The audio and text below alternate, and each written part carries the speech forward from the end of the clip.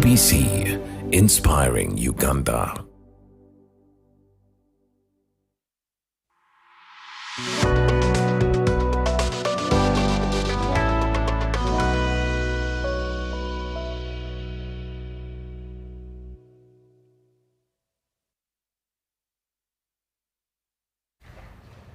Good evening and welcome to Behind the Headlines. My name is Timothy Nyangweso. Tonight we look at something closer to home, something that affects each household or each individual there. Food security. The biggest question we ask, what is it? Do we understand it? Simple terms is availability, nutritious, but also stable. But when we look at the most recent statistics, they put us at a place where we're wondering, how do we count our cost? A country with 15% water bodies, 54% arable land in the region, but also between 70 to 75% of people involved in agriculture, and between 90 and 95% indirectly or directly involved in agriculture. Why does a country like Uganda bring statistics that every out of 4 to 10 households are either moderate or in severe food insecurity areas there? When we look at the achievable goals that have been set by the SDGs there, that by 2030, hunger would have disappeared. Is this achievable?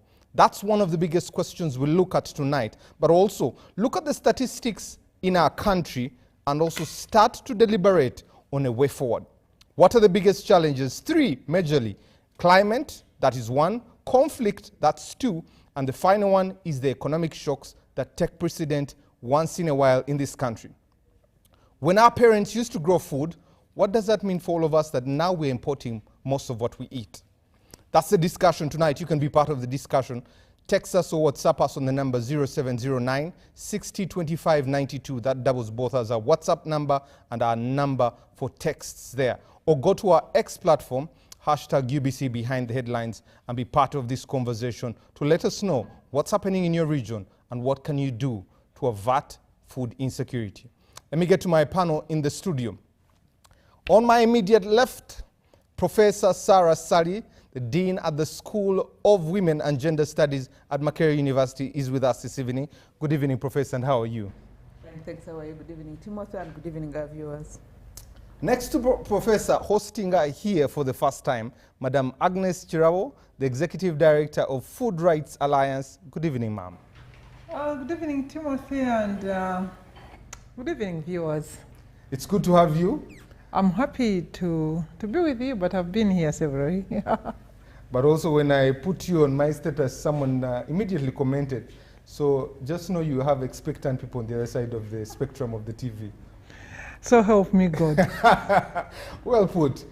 Also hosting her for the first time, but someone I've admired from afar, Dr. Sabrina Chitaka, a pediatrician, but also a senior lecturer at Makerere University. Good evening, Doctor.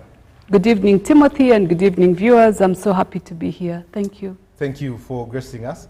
Lastly but not least, when we're discussing the economic part of this food security and what we need to do, Dr. Fred Muhumza, the director at the Economic Forum at the Makerere University Business School, but also an economist. Good evening, sir. Good evening, our viewers and my colleagues at the Makerere University Business School and all those in the economic space and the citizens who mind about what they eat, and even those who don't mind about what they eat, but they eat. And good enough we're minding what we're eating or drinking tonight, so I hope it is helpful to us. Doctor, let me start with you. All of us in this country, in one way or another, when we look at our history and we look at where we are right now, and especially this damning statistic that came out from UBOS, about out of 10 households, 4 are either moderate or in severe food insecurity there. But we have been here and we have talked about our deficit in balance of trade. What is the status of our food system in this country now? It's quite an interesting thing, and we're going to get into the deeper discussion of a study we have done over a period of almost 2 years at the Makerere University Business School, and I really want to appreciate my team, the Economics Forum, but also the team, the Principal's Office, and the Ministry of Finance who have facilitated us to do this study. We'll be getting into that shortly. But as you've said, the status of our food, UBOS really made the headlines for us on that space. That many of us not having the right food in terms of nutrition. Some of us are even food insecure, where you're actually either having one meal, and sometimes we call it a meal because you sat and ate, but it was actually half a meal. But because you sat and ate, you think it was a meal. A meal should really, and the doctors will be guiding us on what a meal should look like. So we looked through all these kinds of things, but also we are importing a lot of food. About 8 years ago, 2015, 16, we were really importing food worth about certain components of food, about $500 million. Today we have hit $1.2 billion of imported food. So what is happening? Is it lifestyle? Is it our soils that are too bad? Have we gotten, what exactly has happened? So that dents our reserves, our foreign exchange. That also undermines the Ugandan who is supposed to produce this food for us. Some of the data we have found in this study, food prices in Tororo and Masindi of maize are actually lower than the 5-year average, what they were last year and what they were over the last 5 years. Now, that food price going down means that house in Masindi, that household in Tororo, will not be able to get enough money compared to last year and over the last 5 years to do their own thing, because food is also their source of income. Now, who is out competing them? How come their price is being depressed? So these are really the conversation. Materials or food stuff that is not adequate. We need better food items. Okay, you don't leave a name there, but it seems like the feedback is coming in thick and fast as you requested, Dr. Mumza. But let me come to Dr. Sabrina. There was a damning statistic that I was looking at, especially about households. And they did a sample of about 1.2 million people. And this was in 2022. 518 people were at acute food insecurity. 91,600 acute malnutrition. 9,500 pregnant and lactating mothers malnourished there. You are in the space of both the children and the mothers there, and adolescents to be exact. How did we get here? Indeed, how did we get here? We know that Uganda is a food basket. Uganda has good soils. We are the pearl of Africa. And ironically, some people are starving and some are stunted. The statistics that you share are real in a sense that some people are food insecure, and we know that a lot of people live on less than $1 a day. Food is a right. It's a basic human right. But also the amount of food you eat and the quality of food you eat determines whether you're healthy or not. How we got here, I don't know. It may be because of people's ignorance. It may be because of unavailability of land to till. It may be because of people's changed priorities. But somehow we got here. For me as a pediatrician, I am intrigued to note that 1 out of every 3 children in Uganda is stunted. That means that they are shorter for their age than they should be. And the people who are shorter than they should be are not in places where we expect them to be. They are in places where they produce the most food. So there's something going on. And I guess this is a vicious cycle that has happened over generations. And it's a cycle that is going to be broken only if people understand that food is nutrition, that the food you eat should be of quality, not of quantity. It's not the amount of heaps of food that you eat, but the quantity of the food that you eat that is going to change this situation. I hear you emphasize the word quality over quantity, but also let's look at the economic situation in this country. We are really, I looked at the statistics of the number of people who live under $1. Dr. Mumza supplied me statistics that show how many Ugandans earn $1 million, how many earn 3 million shillings. But nonya mere ya lero, a boda rider, a person has walked all the way from Bwaise or whichever part of, and all they can afford is the command of 1,000 shillings. And you're talking about nutrition. How do they find that even with their immediate resources? So good question. I think that Chikomando is a good example that you give. It has a carbohydrate, it has, I guess, beans in there, and it has some fat. And you drink water on the side as you eat that chikomando. So it's actually a good, nutritious meal. However, for a child who is growing, you're not going to give them chikomando on a daily basis. They are going to need greens, they are going to need more protein. The amount of beans in that chikomando is just not enough. So I guess it's not that some people don't have the money. They have the money to buy the chikomando. They have the money to buy a Rolex, for example, but probably they need to share that money and use it to buy other things. If I can explain further, yes. Like instead of buying chikomando on a daily basis, how about we buy a banana? How about we exchange, instead of a chikomando on a daily basis, change to eating some silverfish. I know silverfish is a conversation for another day, but for sure, a growing brain needs protein. It needs a little carbohydrates, but it needs a balanced diet that contains minerals and iron.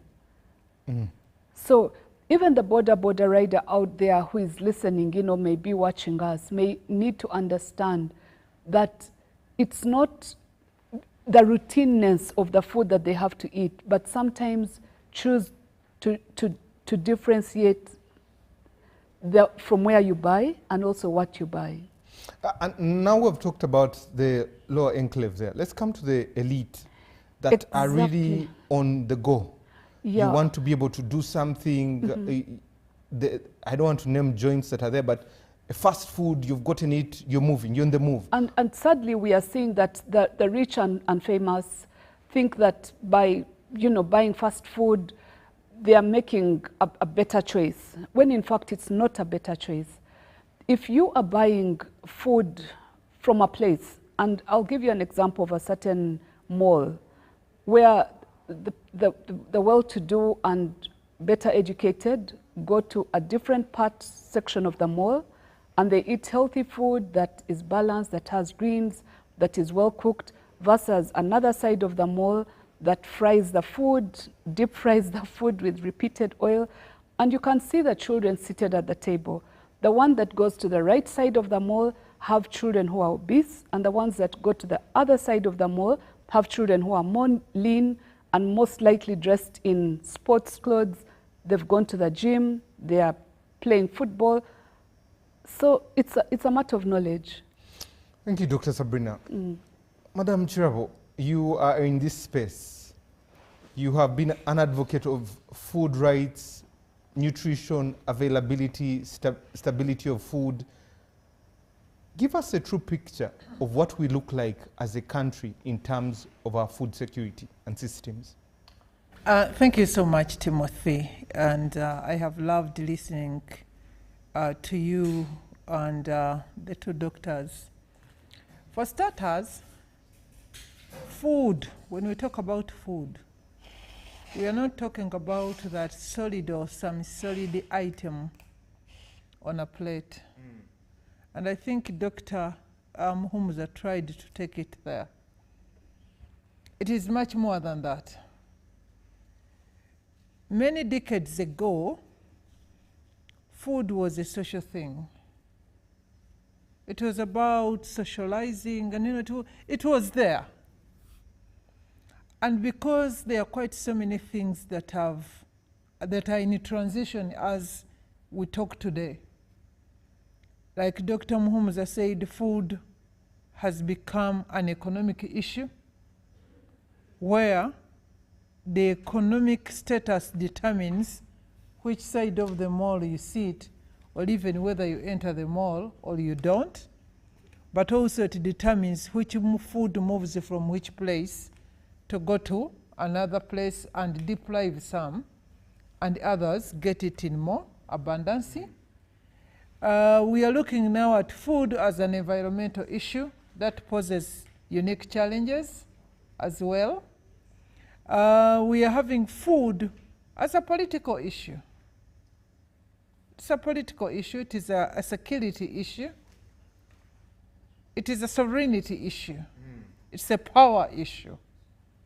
right from the household up to the highest level of governance.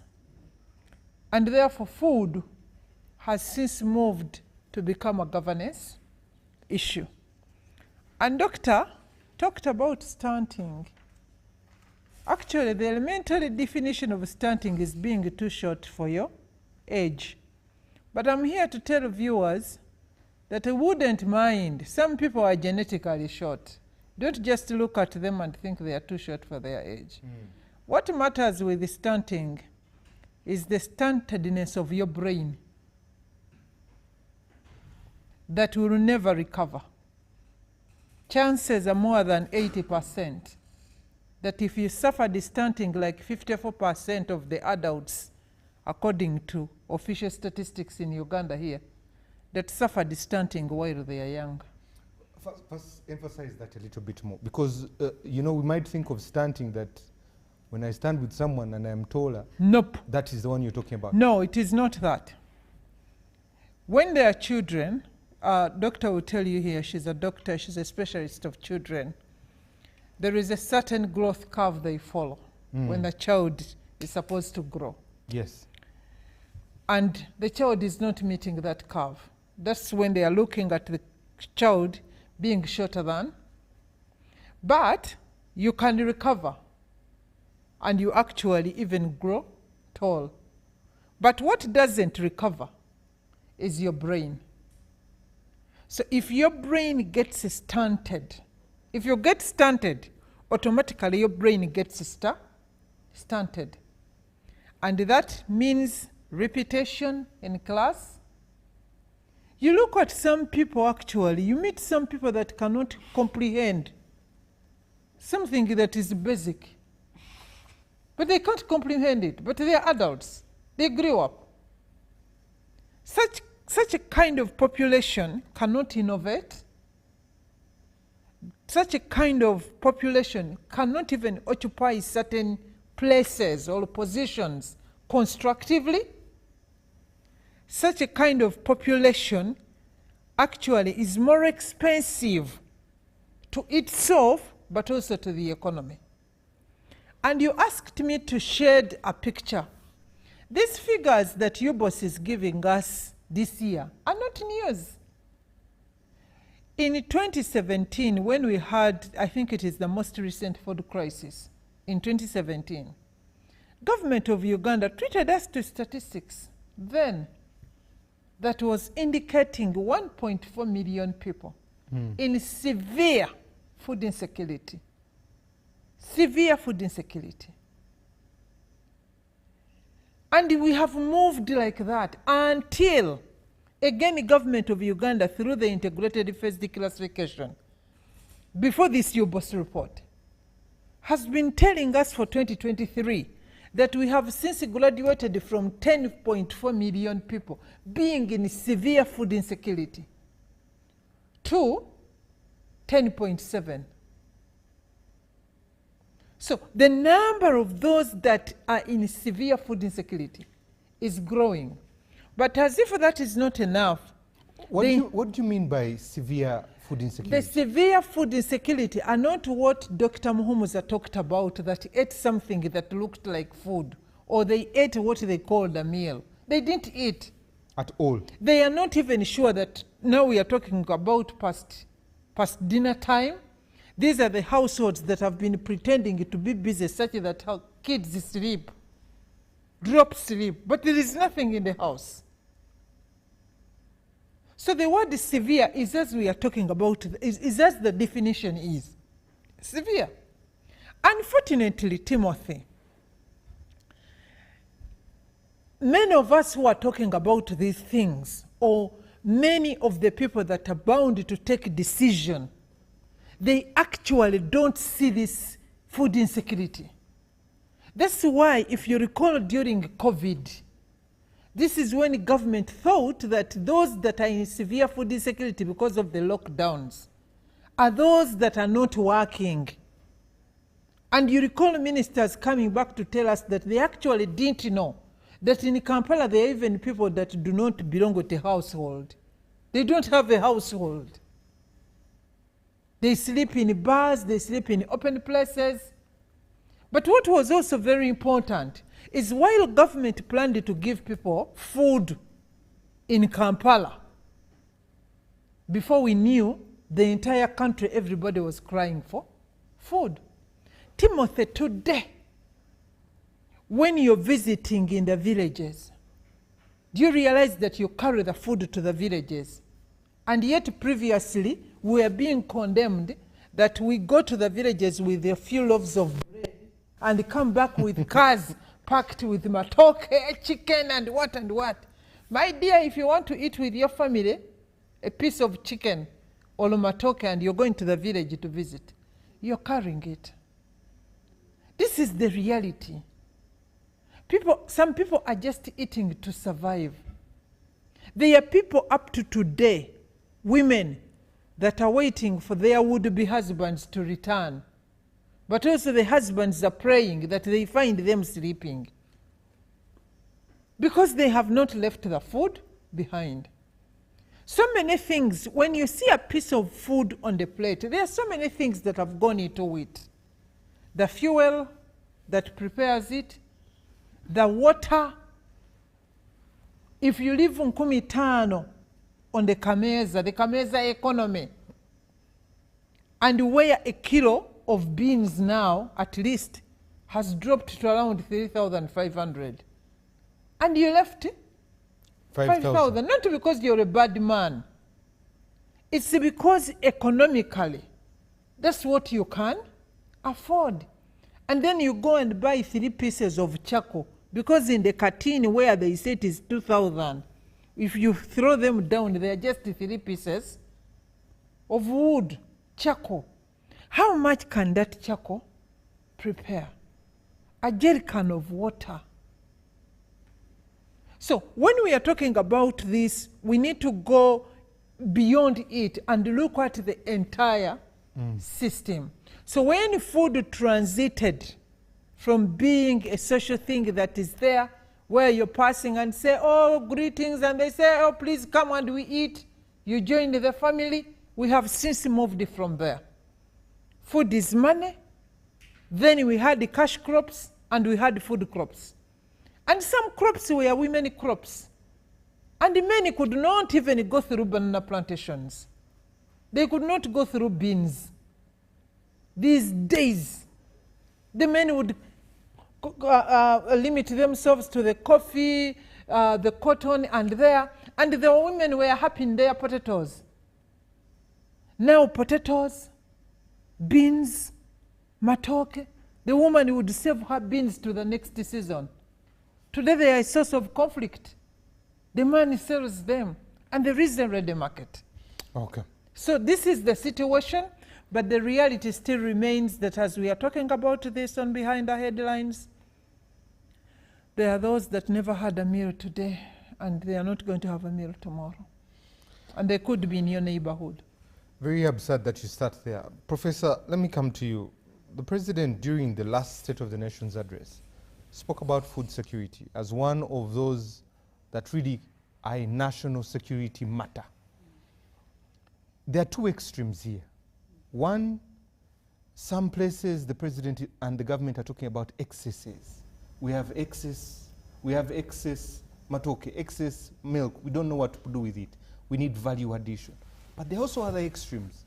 Karamoja, they are cooking leaves, kids are dying of hunger. And just like Madam Chira was said, they are not sure about the next meal. Why is food insecurity now a big thing in our country? And how did we get here?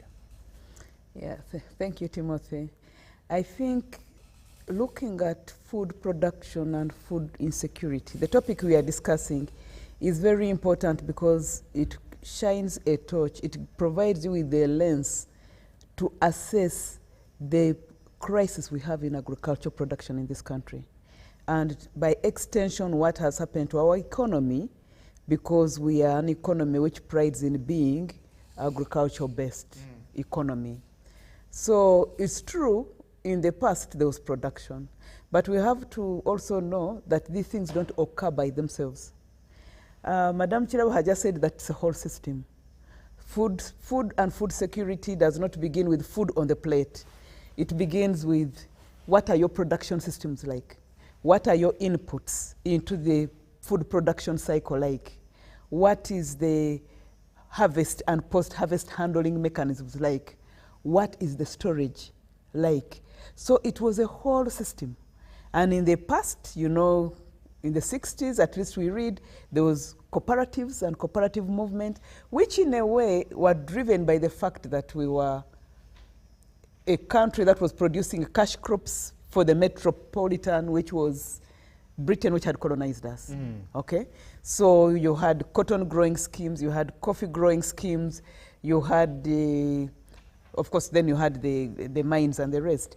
But a lot of agriculture rotated around that. And with that zoning, the services went there. The roads went there, the railway lines went there, the farmer inputs went there, gineries were constructed where cotton was growing, coffee cooperatives were also there. So you had a whole system, not just the growing of the food like we are doing currently in peasantry, but there was the growing of the food, there was the organization of the market. I know at some point they blamed cooperatives for cheating farmers, and that's the reason we disbanded them. But what I'm trying to say is that there was a whole ecosystem. With neoliberalism, that whole ecosystem broke down. Things were privatized. Gineries and the coffee plants were either privatized or left to go to waste. So with no farmer input, information, farmers don't know which soil goes for which crop. So everyone's growing everything everywhere. If I come to Uganda and I see vanilla is growing, I'll go to Mbala and grow vanilla without caring about whether the soils are the same. But also there's no one to tell me that soil is not good or not bad. When you go somewhere to Muvenda and you see people are rearing goats, you also want to rear goats. So everyone's doing everything that everyone is doing without any respect or recourse to thinking, is the climate appropriate? Are the soil systems appropriate? Is there a market? So we are all gambling. But this is the crisis the agricultural sector underwent when we chose to privatize. Of course, later on we were told everything is going to be zoned. And then, of course, when we had plan for modernization of agriculture, I think it was PMA. So you had the zoning, and then people would say, but traditionally we are not in these zoning things. So you have zoned for us crops and you're integrating extension to those crops, but which we don't eat in an area. You see now, I think all over the country with World Bank funding, there's this whole thing of irrigation schemes and growing rice. But some people are saying, well, we are not in rice growing areas. For us, we grow matoke. So give us farmer support for growing matoke, for growing cassava. No, World Bank is funding growing rice, okay? And then you wonder at what stage shall we catch up with the big rice producers like India, like Pakistan? But as we say so, the swamps are being entered and the wetlands and are being destroyed. So we have a crisis. So one crisis has been one of a policy nature of abandon supporting the agriculture sector. This sector needed to be nurtured. It is not to whom it may concern. But also you have the other aspect of climate variability. And again, because we abandoned intentionally growing the agriculture sector, so everything is dependent on climate. That's why you hear, oh, we are rain-fed agriculture. So when the rains fail, we all fail. We have a crisis.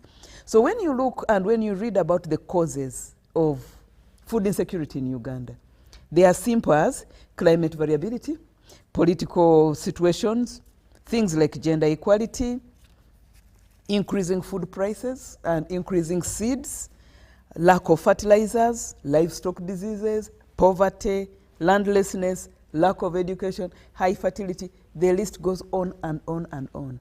These things were there even in the past. But because farming was organized, it was not only for the rich. You had everybody being improved at the same time. So even peasant homes that were practicing basic peasantry were able to benefit from their peasantry and educate children. Right now you have a rich farmer beside a poor farmer. The rich farmer is high-tech and the poor farmer is just there, very rudimentary. And it is okay if you're talking about animal husbandry, in that a fence can separate animals mixing. But how about when you have challenges where winds blow things for pollination, you know?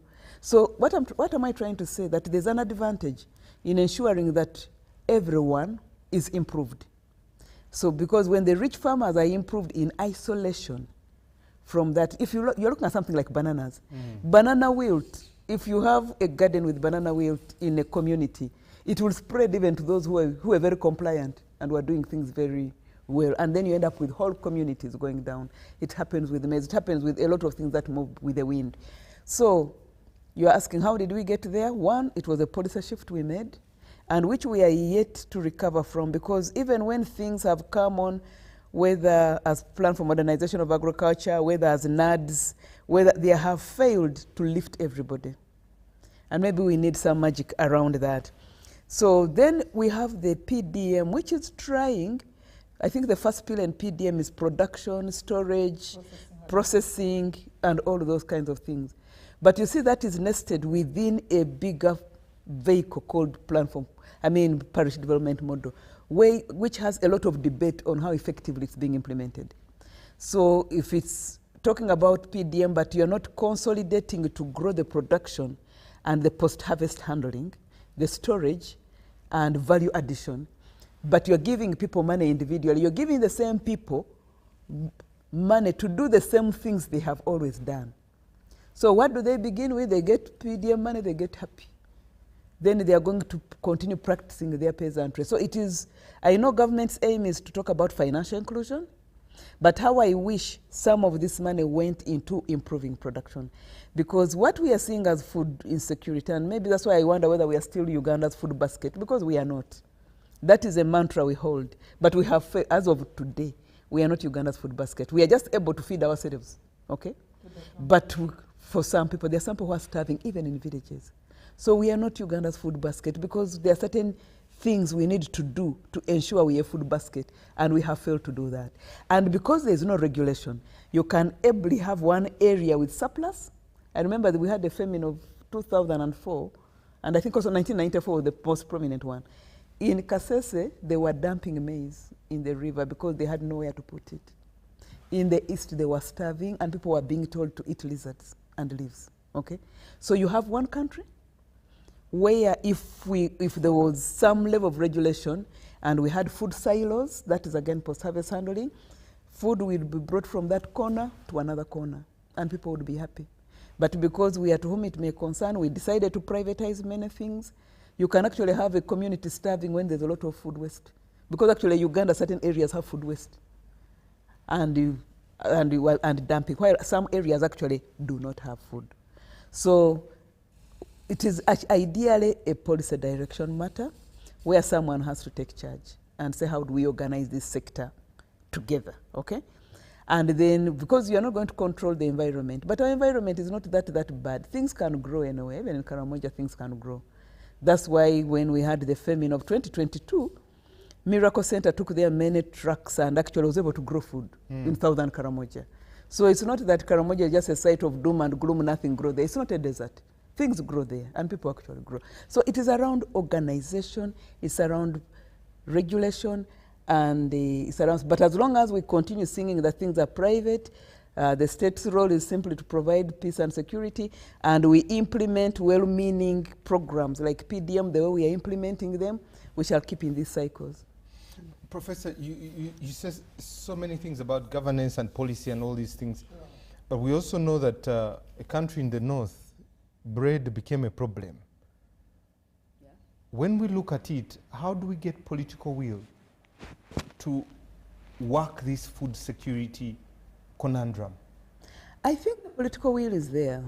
That's why we have always had these programs around food production. When you move from NADS, then you go to PDM and the ones that were before it, PMA and I don't know what was there before, they were all around food production. They were all about livestock improvement. I think over the decades, there's no doubt that we are an agricultural country, that good weather, good soils are our comparative advantage, and that if we took good charge of it, we would actually be the breadbasket of the region. That mantra has been on us. Let me try to put the question even better. Yes. How do we insulate food security from politics? Because we have sensationalism for anything that has the population in it. How do we insulate it from the politics? Why do you want to insulate it from the politics? Because I think politics would be the best vehicle to get these things moving. Maybe it's the nature of politics we have gone to, which is very populist. But I think the technocrats have the good policies. And these policies have been passed through parliament. So I imagine the politicians are well aligned. The challenge is that when you reach to the lower levels, it's not actually very much of a political problem, but it's a technocratic problem, in that you find there's no farmer extension being provided.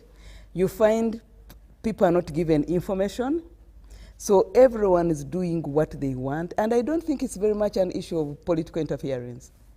You just go to any rural area where there's no production taking place, and you ask yourself, does this area have a local government?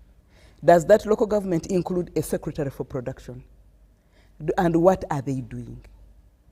You ask, and then you wonder actually what they are doing because you don't have an answer. Then you ask the people, has anyone come here to advise you on anything? Nothing.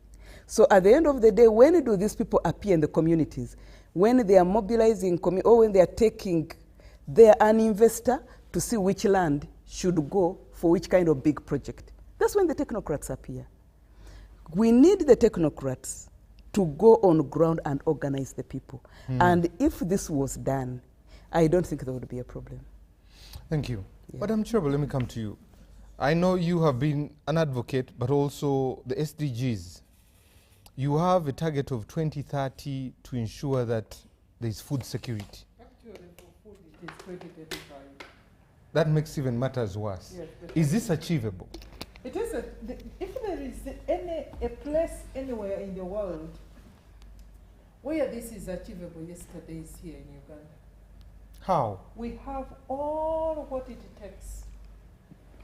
Like Professor has told you, you remember the Israelites came here and they said, if only we could give them Karamoja, they can feed the whole of Africa. If only we could give Karamoja alone to the Israelites, they can feed the whole of Africa. We have the will of the people. I'm telling you, the women, the 70% that are offering their labor to this sector there, they are very committed. You made them grow moringa, gaji. You have made them grow everything. And poor souls, they grow it. And then we disappear. So for me, we have a committed farming community that is not having the direction. We still have the land, we have the soils. Like in your preamble, you actually introduced this show by showing how we are having close to 65% of the total arable land in the East African region. It is here. We are endowed with green and blue waters. We are the heart of the lakes and the rivers in the region. Not even climate change is yet a challenge. We have all what it takes, but we are not doing the right thing. And Professor was getting there.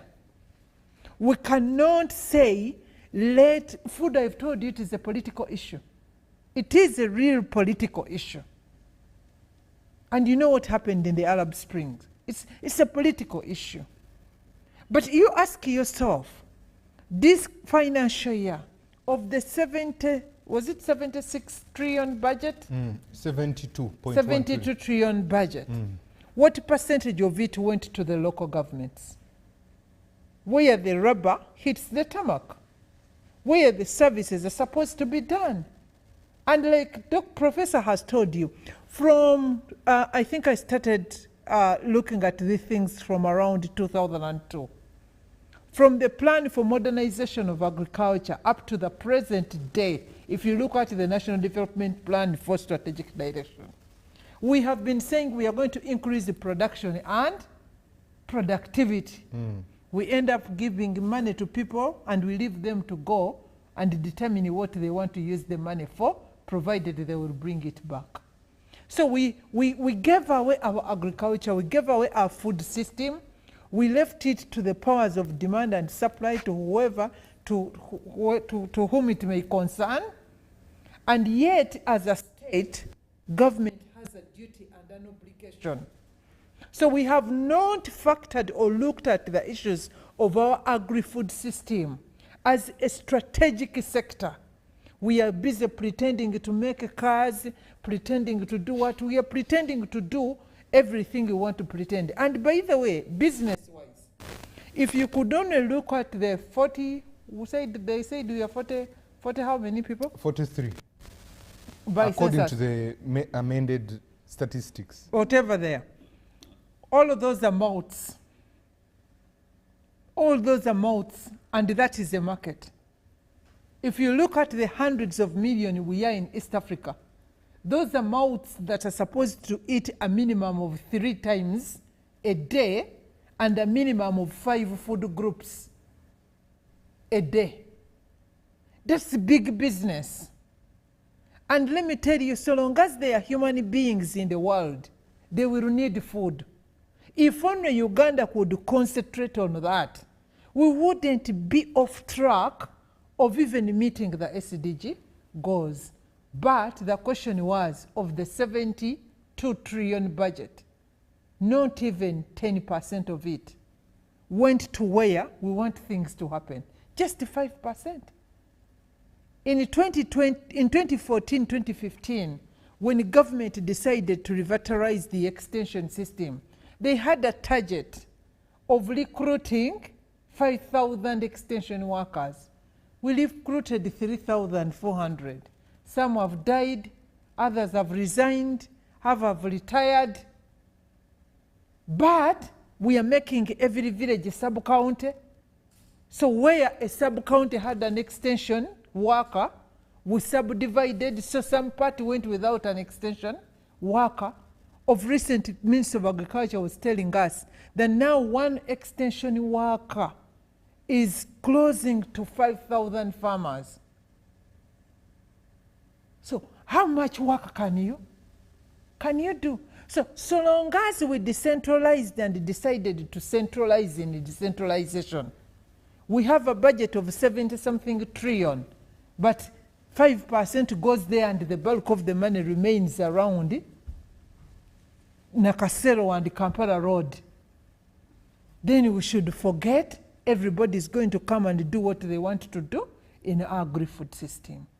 So we are off track, sir, and we are capable of being on track if we actually know that this is not business as usual.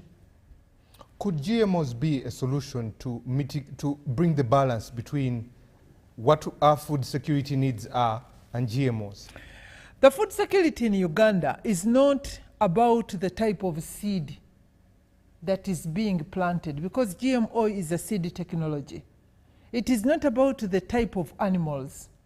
Yesterday I listened to the debate in Parliament when they are debating the rationalizing of the Dairy Development Authority.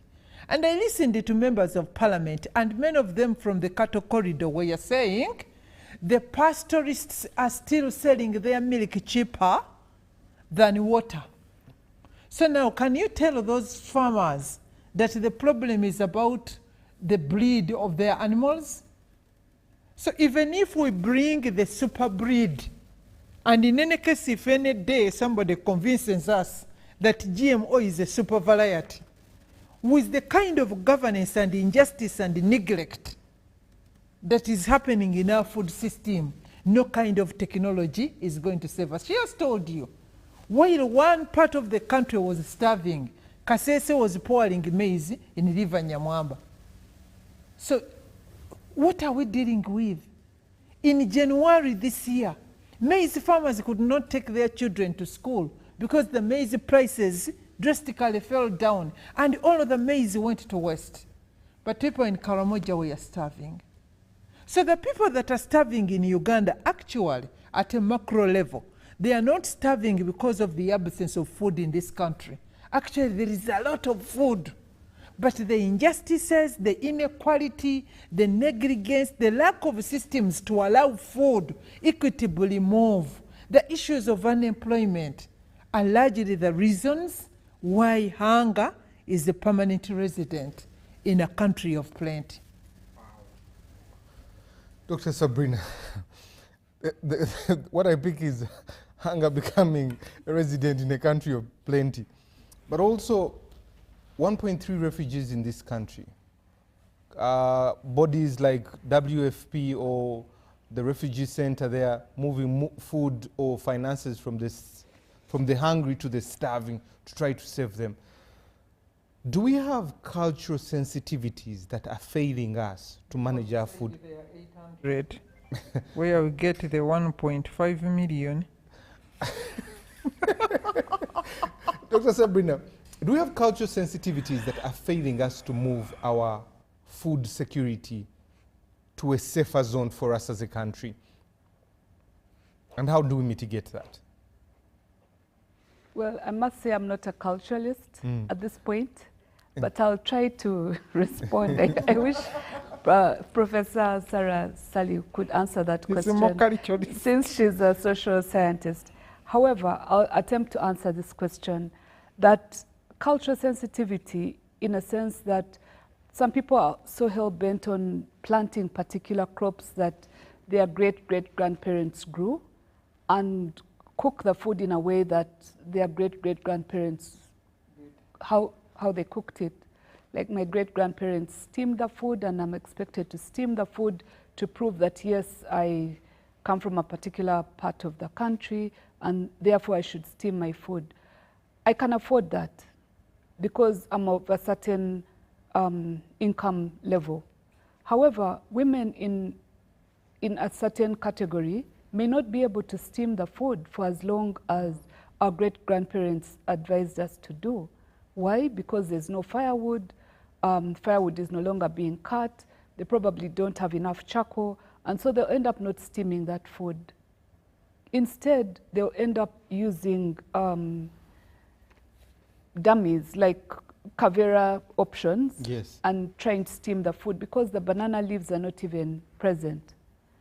If I insist on, let's say, in eastern Uganda, people eat a lot of simsim and groundnut paste, and that's an advantage. If you're used to eating simsim and groundnut paste, and it's available, and you're able to store it like Professor said in silos, then it is safe. If, however, the climate changes and you're storing that groundnut paste and simsim in a place that is going to create aflatoxins, so you're eating groundnut paste that is going to cause you to get, let's say, cancer. So you shouldn't be sticking on cultural practices that are putting you at risk, and you need to change with the times. There are good things that we should take on and also other things that we should leave out based on the environment. We had a discussion earlier on about the generations that have come, and we cannot continue to tell our children that, you know what, we grew up in the 70s and 80s and 90s, and for them who are Gen Zs, they won't understand that you steam your food. My children understand a balanced diet could be a sandwich because it has tomatoes, it has a carbohydrate, which is the bread, and it's healthy food. There's some cheese on the side, and it's a balanced diet according to them. My great-grandmother, God rest her soul in peace, would not understand or appreciate that a sandwich is healthy food. So the cultural intonation, I guess, is something that we are going to have to deal with and appreciate that our cultures are intermixed and that they are changing and that we need to appreciate food differently. And I want to stay on the point of food because when we talk about food security, there are three basics that are not denied: availability, it's stable, but then there's the one of nutrition. I've been to the north. Starch is a very big thing. person has posho, has malakwang, and then you're wondering, for them it is to eat to get filled, not eating for nutrition or diet. What is nutrition, and how can a basic person get nutrition out of this whole thing?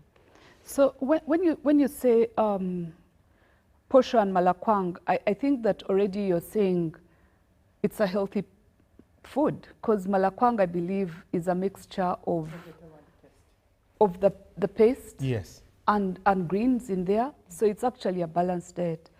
When I describe a balanced diet, I want to say that people should eat 5 different colors of food.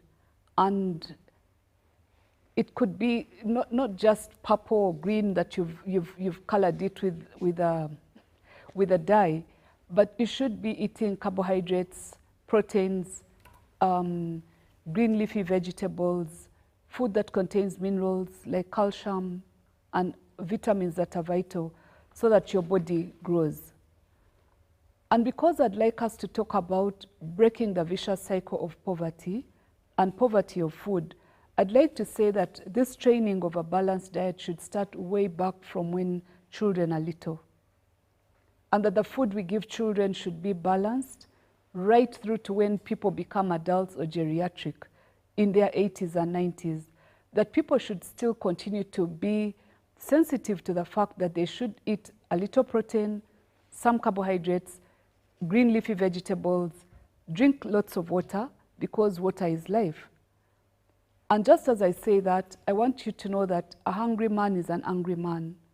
And that if a child is hungry, even in class, they're the ones that are going to be destructive to the rest of the population. If people are hungry on the street, and we heard about the country north to us that rioted and did an uprising because they were hungry, they didn't have bread. We don't want to get to that point. Like my colleagues have said, there's a need for food redistribution, and that redistribution has to occur in the ministry that is concerned with the food redistribution. Dr. Sabrina, still sticking with you before I come to Dr. Mhumza. That sounds rosy, that sounds nice, the 5 foods, the colors that need to be there. But there's a question of affordability. The poverty levels in this country, the multi-dimensional poverty levels in this country. Affordability is not a luxury that people in this country at a certain level have. So how do they still have a nutritious meal with a diet that is balanced, that is affordable? That's a really good question as well. And I know that people have been trained to do localized gardens, which are innovative, in the back of their garden. You don't have to have a big space to grow green leafy vegetables. You don't have to have mineral water to drink water. All you need to have is a pot that can strain the water, and you have clean water. The other thing is you don't have to eat rice. You can eat millet porridge, as long as it is a carbohydrate, a protein, some green leafy vegetables that offer you the minerals that you require, and then a little fat. And I think that Uganda is now producing local fat from sunflower oil, and packages are being made for people who can afford them. There are grasshopper seasons, and grasshoppers can be, sorry to those who don't eat grasshoppers, but grasshopper provides very nutritious proteins. So people just need to think around the food platter and appreciate that food is actually medicine. That the food that we grow in our kitchens, the tomatoes, can actually be a supplement for the vitamin C that you require. Thank you, Doctor. Let me come to Dr. Mhumza. Doctor, a lot has been said about agriculture. Contributes about 24% to GDP in this country. But also when inflation hits this country, it hits food very hard. We import a lot as a country. Food becomes expensive. Some of the things Dr. Chitaka is talking about, fruit, greens are on the cheaper side there. But when you look at how intensive agriculture is and how the allegations of people getting ARVs and injecting pigs so that they are fattened and all these things, shortcuts to be able to get quick money. How do we resolve this food insecurity challenge amidst all the challenges that are external and internal that affect it? Quite an interesting discussion. Actually, in the study we're talking about, we looked at food more broadly because we noticed that quite a number of people say their main source of food, and the study was really in the Greater Kampala metropolitan area. We focused there because you're having people of a peri-urban and urban nature. And we noticed that majority of them actually got their food from the markets. Now, we moved on to their livelihoods. So what are people doing for a livelihood? Well, that's why they survive to get the food that they eat and to do the many other things in their, within their needs and basics of life. The price of food shocks them most. And many of them were adapting by either reducing on the quantity of food, forget about the quality, because some of them won't even know what is happening about quality. They will simply say, I've had some melon, because now you don't need to buy a whole melon. People have gone to slice melon, depending on the size of your money. Then they will have some maize, some bogoya, they think they have eaten. Others are reducing on the actual number of meals. So in this study, we actually discovered that majority of the people, about 48%, we are spending 16% of their income on food. Now, that is much lower than the national average that the Bureau of Statistics will give you, because for them, it's about 40 to 50% of the income on food. But we notice that these people are balancing out their meager income plus fixed costs, what we call lump sum costs. You can't pay half rent. You must pay all the 200 or 150 on rent. You can't pay half fees. You must pay all the fees.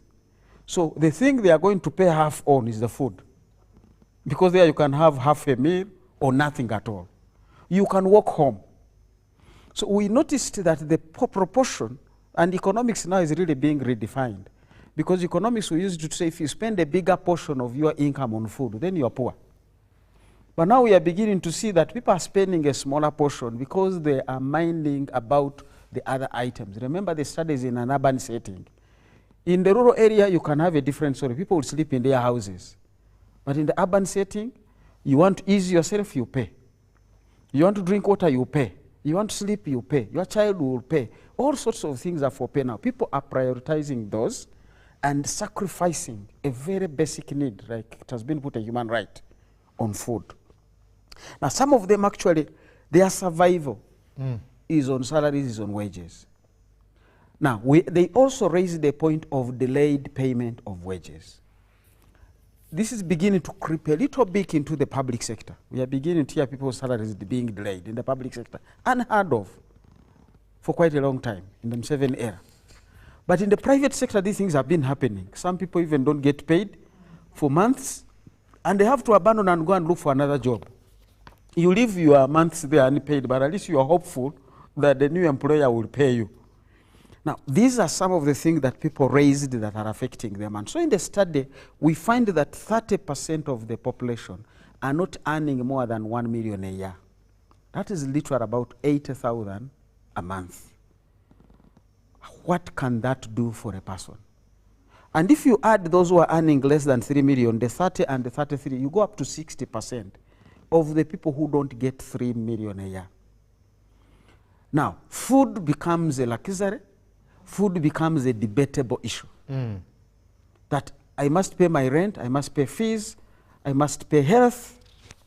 Food, maybe. Now, what they are not linking up is that poor nutrition can actually translate into a higher budget for health.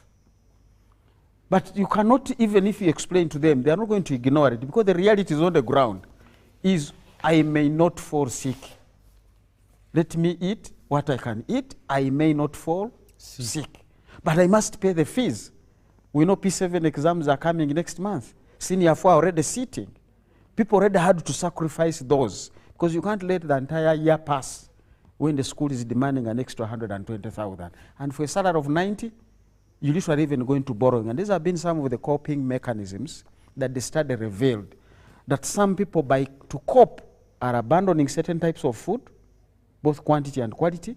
Some of them are actually going into borrowing. These are not good ways for people who should be into the socio-economic transformation.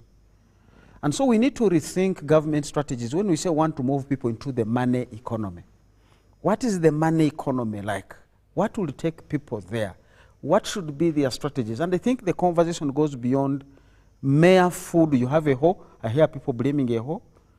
I think the absence of an extension service worker is a bigger problem than the hoe. Because for some people, the land holding is 1 acre. So do I need a tractor for 1 acre? My hoe is sufficient. In any case, part of that acre, I've put cassava there. The tractor can't even go into it. But the absence of an extension service provider, the absence of somebody to make sure the acaricide I am buying is the right one, the seed I am buying is the right one.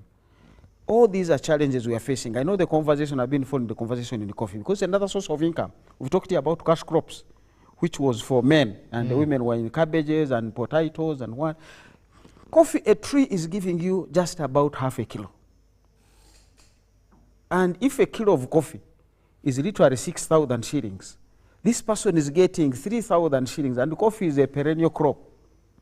So some of the people saying, Manyiterimba, really for some people they are being lied.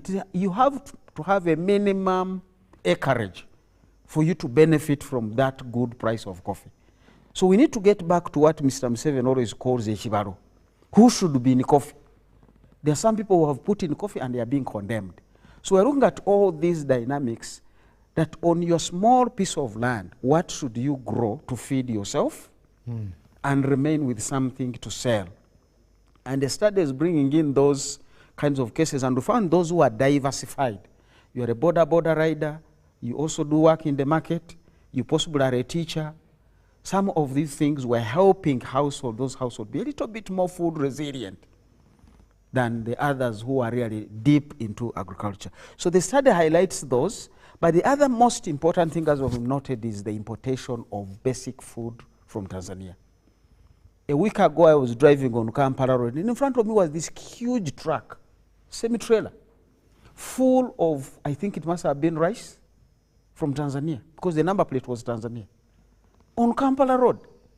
So I'm like, this introduces another round of risk. One, foreign exchange risk. Imported food is now cheaper, and in the study we find that because of the strong shilling. The dollar is cheap, so it is easier to simply pick a dollar, go and import food and make yourself some money. But that is not secure for a country. That is not good for Ugandan food producers, but it is helping the trader. It exposes you to a number of risks. Our foreign exchange reserves have really declined. This is not the time to push them further down by buying things that we could preserve. So in the study, we raise those high-level caution aspects to say we are importing what we should be producing and even selling abroad. We have seen prices in Tanzania lower than the prices in Uganda. Now, that means by the East African rules of free trade, Tanzania is edging us out. And in the recent past, we are beginning to see Tanzania edging us out both in the Ugandan market and in the Congo market. Congo is our market number 3 destination of exports. So Uganda, even before we think of exporting things abroad, further than our region, the basic thing we can export to our neighborhood is food. Now, if this food is not even enough for us here, we need to be rethinking our strategies. The final conversation here is the national security issue. A hungry person is an angry one. People need to have food to eat. If that food becomes expensive, they may not be risky to national security in that they are going to overthrow government, but literally there will be a risk to me and you. And so the pride of the peace and security that we are talking about at a higher level will begin to become a vulnerable case that we need to address. So in this study, we really found quite a lot of things, and that we want to package messages for the different policymakers. in order to be able to pick out how do we rethink strengthening the household. Professor Sarah talks about the Parish development model. This is really, people thought it is a parallel program, and they are comparing it with saying, oh, there was Ntandikwa, there was what. It's really something that says a one government concept. Can we strengthen the local government? Can we strengthen the grassroots reaching of the people? Everybody lives in a parish. And we've been working on this with Office of the President to see how do we monitor, how do we rethink the mindset of the people. And I was really shocked. One of my friends, a general in the military, asked people, is the parish development model about you? And most people said, no, it's not about us, for the poor. But he said, each one of you lives in a parish. Pillar 4 is talking about health services and education. So whether you are in a ward in Kampala, there is a school there, and this school is not about those receiving the million. The president wrote about a certain doctor in Masaka. That's part of the parish development model. Because eventually when the health center 2 can't work on you, they refer you to 3, they refer you to 4, eventually at a national referral level. But you began with the parish-based health facility, which is number 2. So we need to be looking at these things more broadly, and the study says food security is not just a subject of agriculture. It's a subject of the levels of incomes that we are raising. It's a level of awareness, like Dr. Sabrina here has put it. You want to be looking through and say, what should I be eating? It's not just food. Do you have some iron in there? But do we even know where iron is supposed to be? So the medical profession and the nutritionist owe us a duty to give us an idea. If I wanted the iron, what should I be eating? Because for us, we just call them vegetables. But we don't know what is in those vegetables. You want to eat fast foods because they are fancy. Sometimes you think it is status. In the study, actually, we find the people who eat these other local foods are less obese. And the stuntedness, what is interesting in the UBOS data, is that stuntedness and underweight seems to be uniform, whether you are low income end or high income end. They are comparable. In the low end, you'll find that stuntedness is at 30%, but it's at 20% for the high income end. When you talk about underweight, it is 15%, but it is 5% for the high income end. So these dynamics, we need to engage them in a more rational, objective way. Let's not talk politics, but we know this is a political matter as well. But let's not politicize it with emotion. Let the politics lead the conversations with the people at the heart of that conversation.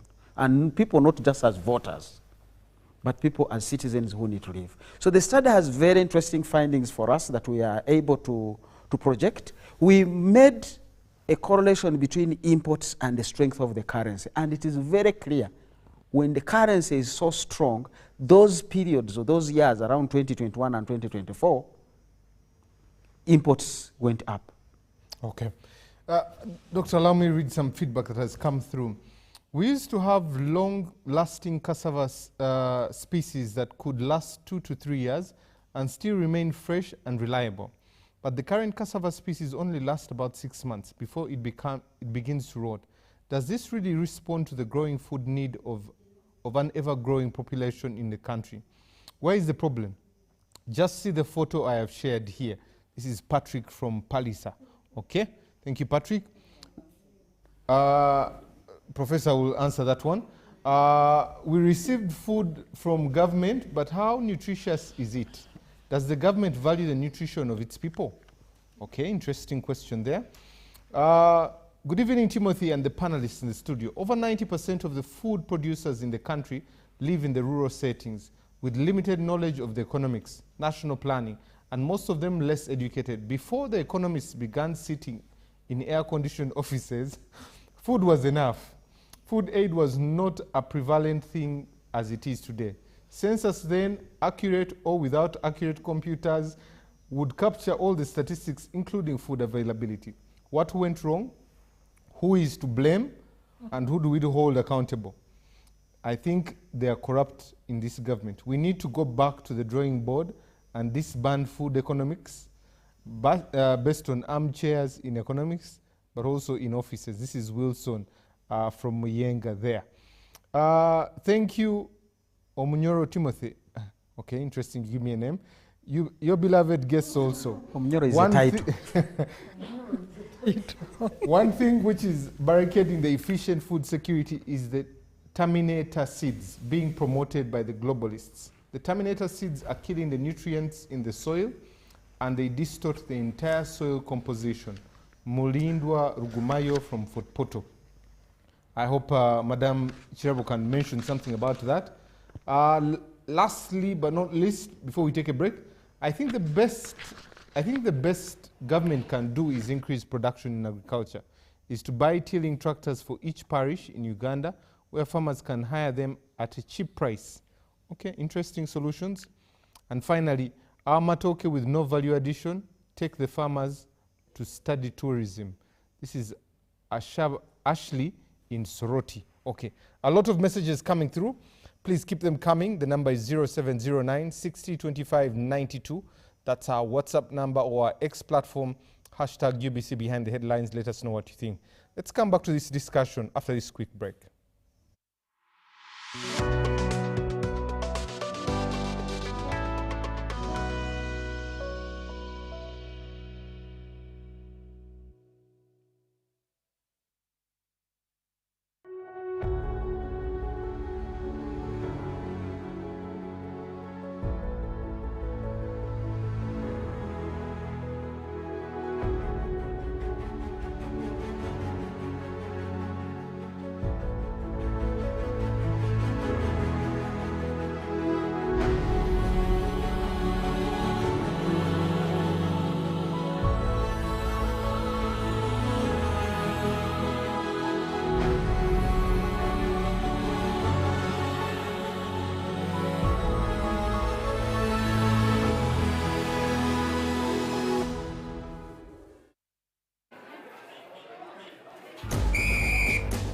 To be a winner, it requires that you exceed all the limits of mankind and womankind.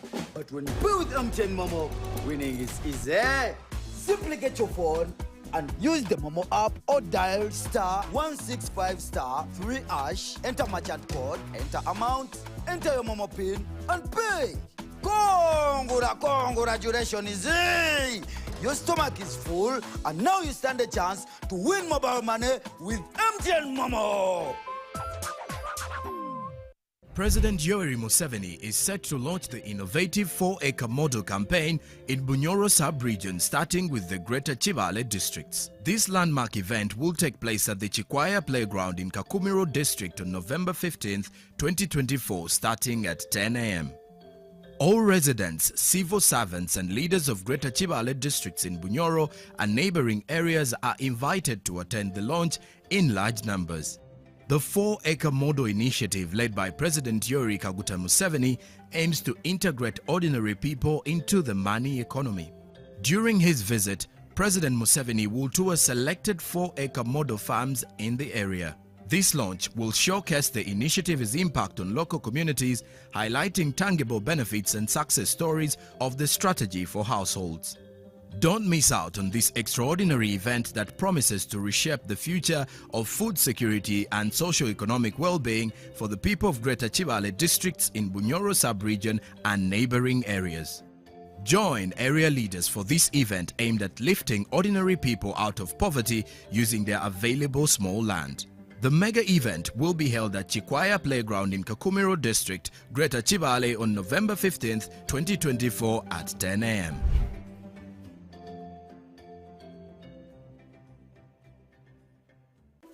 In a nation hungry for truth, a world where every story matters, there exists a beacon of trust and reliability. For decades, they've been our voice and our window to the world, holding the mirror of our history. With 4 TV stations and 11 radio channels spanning 27 languages, they stand as guardians of information, defenders of truth. With Maskari Heritage Advantage, they uphold every citizen's right to reliable and free information.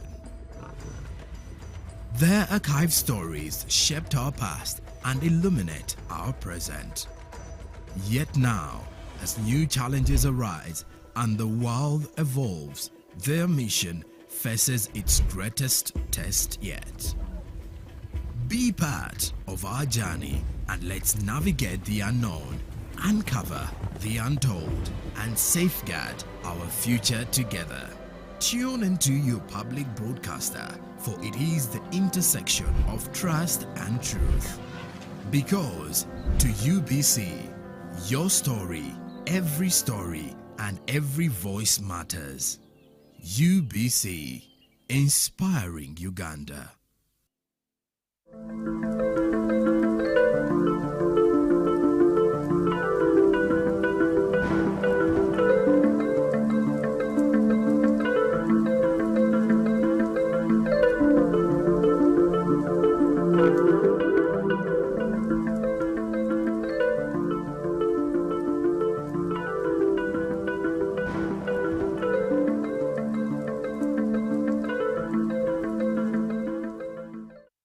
I'm Dr. Sandy Nixon.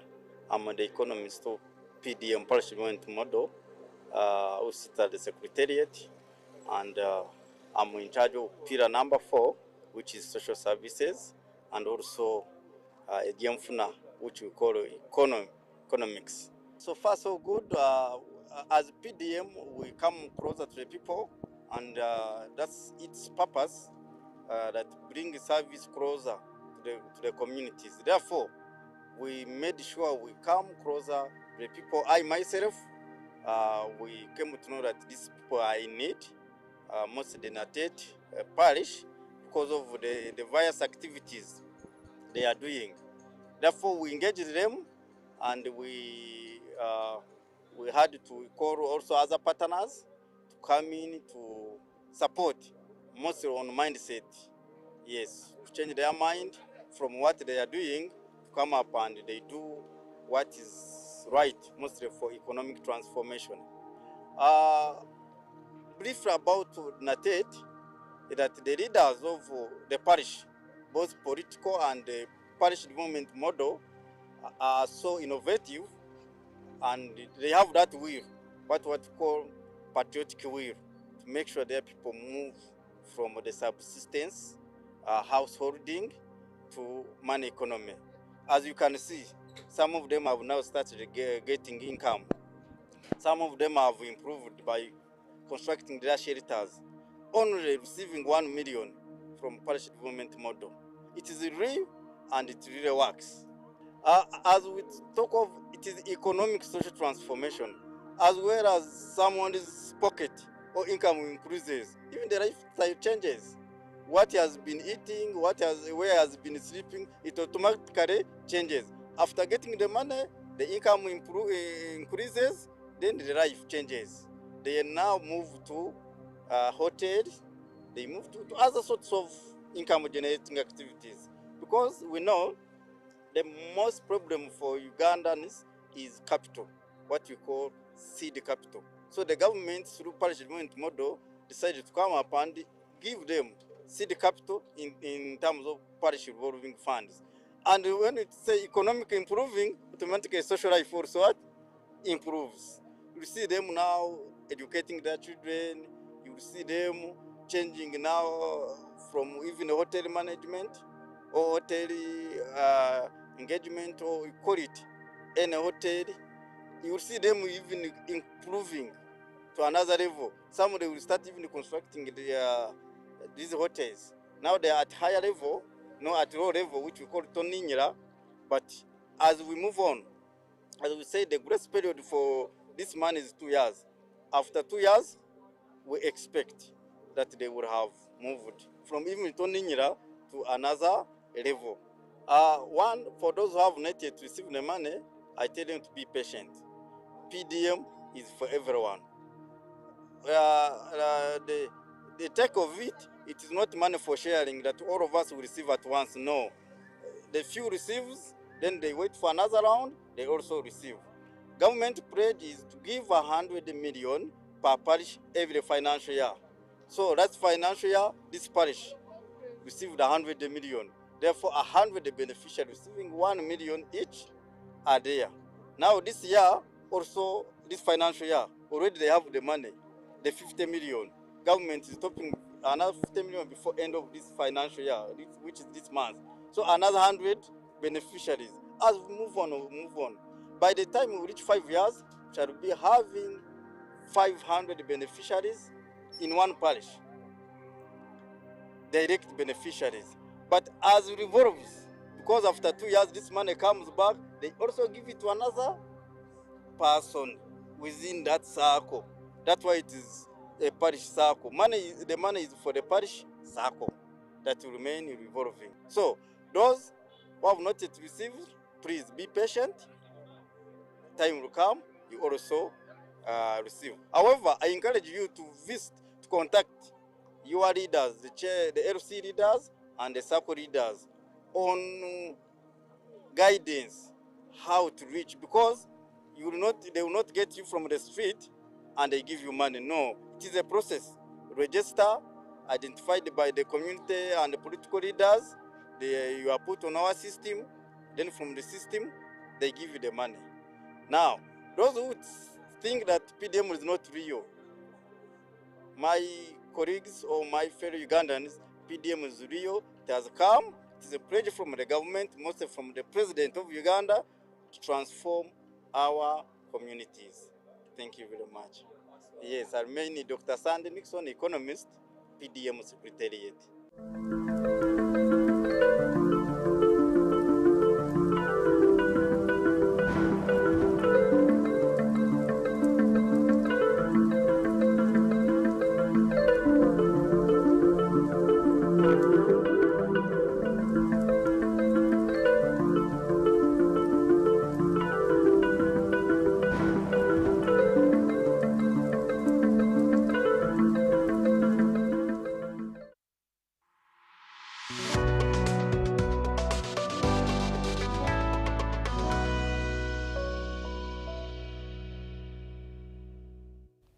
Welcome back from that quick commercial break here on Behind the Headlines. My name is Timothy Nyangweso. I'm joined by Professor Sarah Sali, Agnes Chirabo, Dr. Sabrina Chitaka, and Dr. Fred Muhumza. Let me read some feedback, and we're discussing food security, especially looking at the volumes of people that are in the agriculture sector vis-a-vis what food we have in the country, but also the poverty levels that are in the country. It also shows that three major things affect our food security in this country. One is climate, two is conflict, and three is economic shocks that come in and out when we don't expect them. Let me read these messages so that we can continue. This is quite lengthy. It talks about quite a number of things. Thank you for the show, Timothy. Madam Agnes, you have spoken well from a point of view that I have noticed. The government is using food as a way to fail some groups of people. In Uganda, UPE does not fund meals, and a generation is being lost through pretense of UPE. The government allows fake pesticides and acaricides, and farmers lose out. Instead of Uganda importing meat, milk, chicken, tomatoes, and fruits, in Uganda the best byonna byoyagala ne gonja onions are all imported. Seeds for planting are very expensive. Fake codes are too expensive. Make use of the loss of fertilizers, very expensive. And he continues to talk about other things, the frustration of cooperatives there. The country can also secure if the government took choice to respect its citizens. Rico Foods produces lufuta from imported ground nuts. Rico Foods produces tomatoes and sauces that are pure, and chili. This is Mobuku scheme there, okay? Good evening, Timothy. Our problem, for example, in Teso, are researchers in agriculture who have failed to produce disease-resistant variety of cassava. They keep the country on the emergency mode. All the time we keep maturing crops. They mature quickly, eaten quickly, rot quickly, and again, we start again. Food and seeds, so that we are perpetually in food insecurity. This is Reverend Captain Philip Maraka from Soroti. Finally, I concur with the panel. Food is very scarce in the villages nowadays. I went home recently, but to my surprise, the family had to eat, but I had to go to the trading center to buy the maize produced to grain to the grand miller, and then the people had to eat. Otherwise, no food stores at home. This is Patrick in Lira. Professor, you wanted to respond to this cassava question. There was one of 2-3 years. Now we have the one of 6 months. They eat it quickly. It grows quickly. It rots quickly. Everything is quick. So Timothy, I think what that does, it should tell us about the need to invest in our agricultural processes and our food production systems. When you look at the world ecosystem of cassava, of course, those who care about cassava, like for any other crops, they have established world research centers. The World Research Center for Cassava for a long time was the Danforth Center in Texas. The World Gene Bank for cassava for a long time was in Brussels, and none of them eats it, although they can produce a bit of it for starch. But you can see where the biggest consumers of cassava in Africa, we just don't have that level of sophisticated gene banks and the cassava research centers. When we have opened up bases, I know, like, for example, the Danforth Center does a lot of collaborative work with Namulonge, that's Nakuri, okay, which is part of NARO. But you see, it is in a form of the user donor recipient kind of collaboration. We do not have our own, and maybe this is where we need to also stop looking at science as a science and also look at science as politics, okay, as ideology. If you're a country that is not in charge of your own food production, and you're simply rolling out lines, food lines from other people, you will be in those kinds of cycles. Because I remember there's a time I think AU was toying with the idea of buying some of the genes which worked so hard for what those people saw in the 60s, the cassava which was longer and it was very tasty and it did what, but you know, we never kept the gene. The gene went away because it was kept being replaced by other lines of cassava. And of course now we are talking a lot about transgenic cassava because of the crisis of cassava mosaic that happened a few years ago. But the issue is, where is storage happening with the genes? What is happening to it? How do we store it in a way that actually it can reproduce? So, or we can come back to it later. It's not there. But people who have looked ahead and have seen that the future of the global economy is going to be in food production are investing infrastructure in this kind of science. They have big research centers, they have gene banks, they are mapping things, they map ecosystems. For us, you know, there was a forest, one day the forest is gone, we have not documented the flora and fauna to say that if we are to rejuvenate that forest, how do we get it back to what it was? Nothing is being done. Instead, we are clearing natural forests so as to have artificial forests so as to do carbon farming. And at the end of the day, we are even reducing the acreage for peasant farming. So going back to the question, where did that cassava go? It went because we never saved the gene. And they gave us new lines. You know, I was shocked to learn that cassava lines are released like how you have new computer software. Windows this, and then Windows that, and then another one replaces another one. So that is how it goes. And I think maybe this also tells us that we have to be careful of even things like GMOs, where the seed, she talked about the seed, where the seed is going to be controlled by other companies, you know? So we are now seeing cassava as the crisis. In the future, you will not even have access to your own seeds, because that's another thing which is being commodified by capitalism. So they come up with a seed, and as long as they're the ones giving you the seed, you cannot have alternative seeds. With the time, those kinds of seed varieties go into extinction, and then you have this genetically modified seed, or seed that basically comes from one company or from one part of the world, and then you end up with less diversification of agriculture and more kind of monocultures where these people must all grow this and this is what is available. So for us to go back to the question of where did the gene go, it left us when we were not planning, when we were not thinking, but we have an opportunity to begin planning and thinking. And this way I say that actually science is not just science, science is ideology.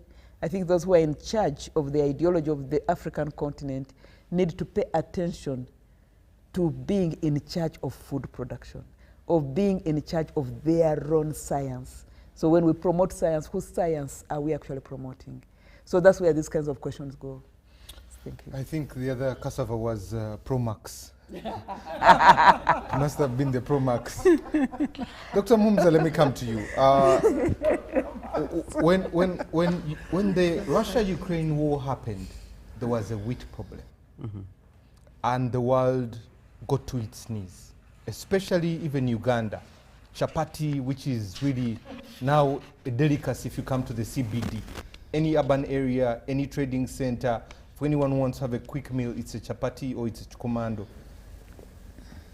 What lessons do we learn from that about food security in terms of economics, but also in terms of getting into protectionism? Countries have gotten into that area. Kenya and Tanzania tend to do that to us. When they have just enough to meet their demand, they close the borders. When they have excesses, they open. How do we mitigate what happened between Russia and Ukraine, but also how do we manage the economy of protectionism and dumping to economies? Quite an interesting conversation really that many people not see. I've seen activists, should I call them what, blaming Europeans for providing food subsidies.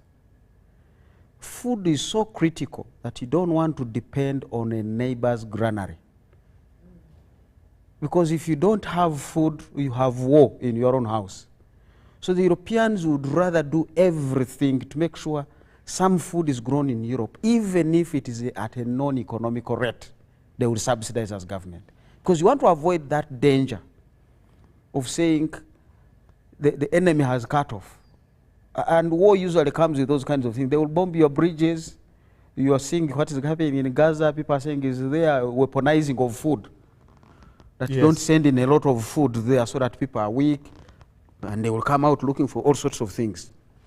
So you really want to watch, what am I eating, where does it come from? And we have really, we could have shown a graph, the high importation of wheat in Uganda and the lot of wheat that we are eating, which is not necessarily even an African food. So it exposes us to the logistical challenges in case any of these sources of food of that particular wheat are disrupted. And Ukraine and Russia are the world's largest providers of wheat and even fertilizer. So that we saw as a problem. Countries like Egypt had to get a huge subsidy. The government would have changed. Thank God they are friends of big nations in the West who came in and helped them to have sufficient food in the house. So you want to be looking at that from the perspective of the risk that you have introduced. And as I said earlier, now food is cheap because the dollar is plenty and the shilling is strong. But what is making the shilling strong or attracting too many dollars are the high interest rates we have put on the market. It's not an internally generated source of dollars. Fine, we have some $1 billion I hear coming from coffee, from tourism, but this country is importing goods worth $10 billion. 12% of that is food, according to this study. Now that's a big risk for you to be importing goods, food worth over $1 billion and is not domain within you. In this study, we also looked at food stocks, food reserves really. And it is surprising that 60% of the household did not have enough reserves to last 2 weeks. Wow. 60% of these households. But this was not referring to food that is already in the house. It was also referring to the money they expect to have that they would commit to food. Because as you know, they talked about Musoro gwa Kameza. Majority of Ugandans in the urban areas don't actually have food in the house. But this man has a 5K that he lives there and is sure they can access food. So in reality, there is literally no food in that house. As they say, the rats in Kampala eat from the rich man's home, but come to breed in the poor man's home. Because there is congested, they can hide their young ones. But the food is in the other man's house. So in the poor man's house, there is no food. But at least as long as they can work, they have some money. And that's why when COVID came, we had these Meriyalero fellows. So the food security here we're referring to, where 60% are food insecure, did not have reserves worth more than 2 weeks, included physical food and financial resources to cover them. Only 20% had food that could last them a month. Now that's a big risk at that level, and it can be amplified by the challenge of if the dollar decided to lose value, and then the importation of food becomes that more expensive and drives inflation. Now we need to be looking through our policies. I see the policies in Uganda looking more into the supply and basically looking at enablers, what in economics we call enablers. Tires of a vehicle will enable the vehicle to move. But if there is no fuel, you still won't be able to move. It doesn't matter how good your tires are. It's good to invest in good roads, standard gauge railway, and invest in all these electric dams and what. But the real driver of the economy is production, and agriculture is one of them. We are not investing sufficiently well in agriculture. Instead, the weak governance, and you talked about governance, has disrupted agriculture. Land has been grabbed from people. Part of it we say, well, it's willing buyer, willing seller. But land is not just about willing buyer, willing seller. Land is a critical input into the economic growth process. Now, many times I'm driving to Mitiana. Along that whole stretch, you'll find eucalyptus. Who eats eucalyptus? This would have been a place to grow onions, carrots, cabbages, all these greens and vegetables that we are now importing, because they are eaten largely in Kampala. But they are coming from Tanzania. But because the rich, I don't know where they got their money and how, decided to dump this money by grabbing land and planting eucalyptus. Now, in economics, we call that price disincentives. And that's one other major problem we have found that is exposing us to external importation of food. That the people with money are practically investing in things that cannot be imported. Food and buildings. And others are simply buying land. And then because you don't want your land to be interfered with, you will dump their eucalyptus just to preserve it. But remember, this land now, many years back, was about food. We have seen those huge real estate. Kampala is full of buildings that are empty. First floor and dungeons are what is full. That is money locked up. That money can't come back. I've been talking to people in the banking sector and the other in the real estate. You can try to sell a house for a whole year. You don't get a buyer. Now, you're trying to get your money back and jump a bail and go to something else. You are not able to do that. Close to 35 trillion plus of this economy is locked up in government papers. Now, whatever government does with that money, and we know it is not doing a good job with that money because it hasn't paid those with arrears, it is struggling. But that money is locked up. This is an economy of 200 trillion. So literally 30% or close to that of this economy is locked up. This money should have been out there producing food. You can only grow your economy out of fast-moving items, that the money keeps flowing. These doctors have their own ABC. When a person has an accident, is the airwave open? Because you need to breathe. The B, are you actually breathing? So the A is that airwave open. B, are you breathing? But you don't just breathe. C, are you having circulation? Because the oxygen must first continue to go around the body. Now, in Uganda, all this money, which is supposed to be a medium of exchange, is locked up. So it's like you have constipation. And now we want to add more to this economy. So the National Development Plan 4 really talk about food security linked to income. And my friend Onego Bell says our topic should have said food and income security, because the two are actually related. If people don't have incomes, food is going to be a problem for a population like ours. So when you look into those dynamics to say, can we put money where it circulates and helps people and keeps generating more wealth? You can't create wealth when we are behaving like a python. The pythons I grew up knowing eat a dog and then they sleep for 3 months. It exposes it to so many things. We would even look for it and kill it because it can't even move. Now, this economy, if you dump into it a refinery, a standard gauge railway, real estate by the private sector, road networks that now we can't even maintain because they have not generated sufficient income for us to be able to maintain them, because they are just enablers. Roads will not give you the growth. They enable growth. So we need to go back and rethink what are the real drivers of growth. Food is going to be one critical one. And as I've said, it is now acting as a leakage. $1 billion are being lost in importation of food. I would be happy to have it the other way around. Now for people protecting coffee, we earn 1.2 billion from coffee, we spend 1.2 billion importing food. It's a plus and minus that brings us back to zero. For us to get good value out of coffee, you need to grow your own food. So you don't want to sell coffee, cash crop, and then buy food because you have no food crops anymore. We all grew up knowing coffee for export, but there was some food crop, and people must eat. Soon, people will even cut the coffee. Doctor, sticking with you before I come to Dr. Sabrina, how can a country like Uganda have its food security alongside the coexistence of other sectors? We have oil and gas coming. The SGR was signed last week on Monday. We have the refinery being discussed. We have ECOP. How can these two coexist really without one infringing on the other? Coexistence really is a matter of hierarchy. And Dr. Sabrina here will correct us. Sometimes I enjoy reading medical books because the human body is one of those most complex organisms, if you want to put it that way, or systems. They will tell you the brain is a very small component of the human body.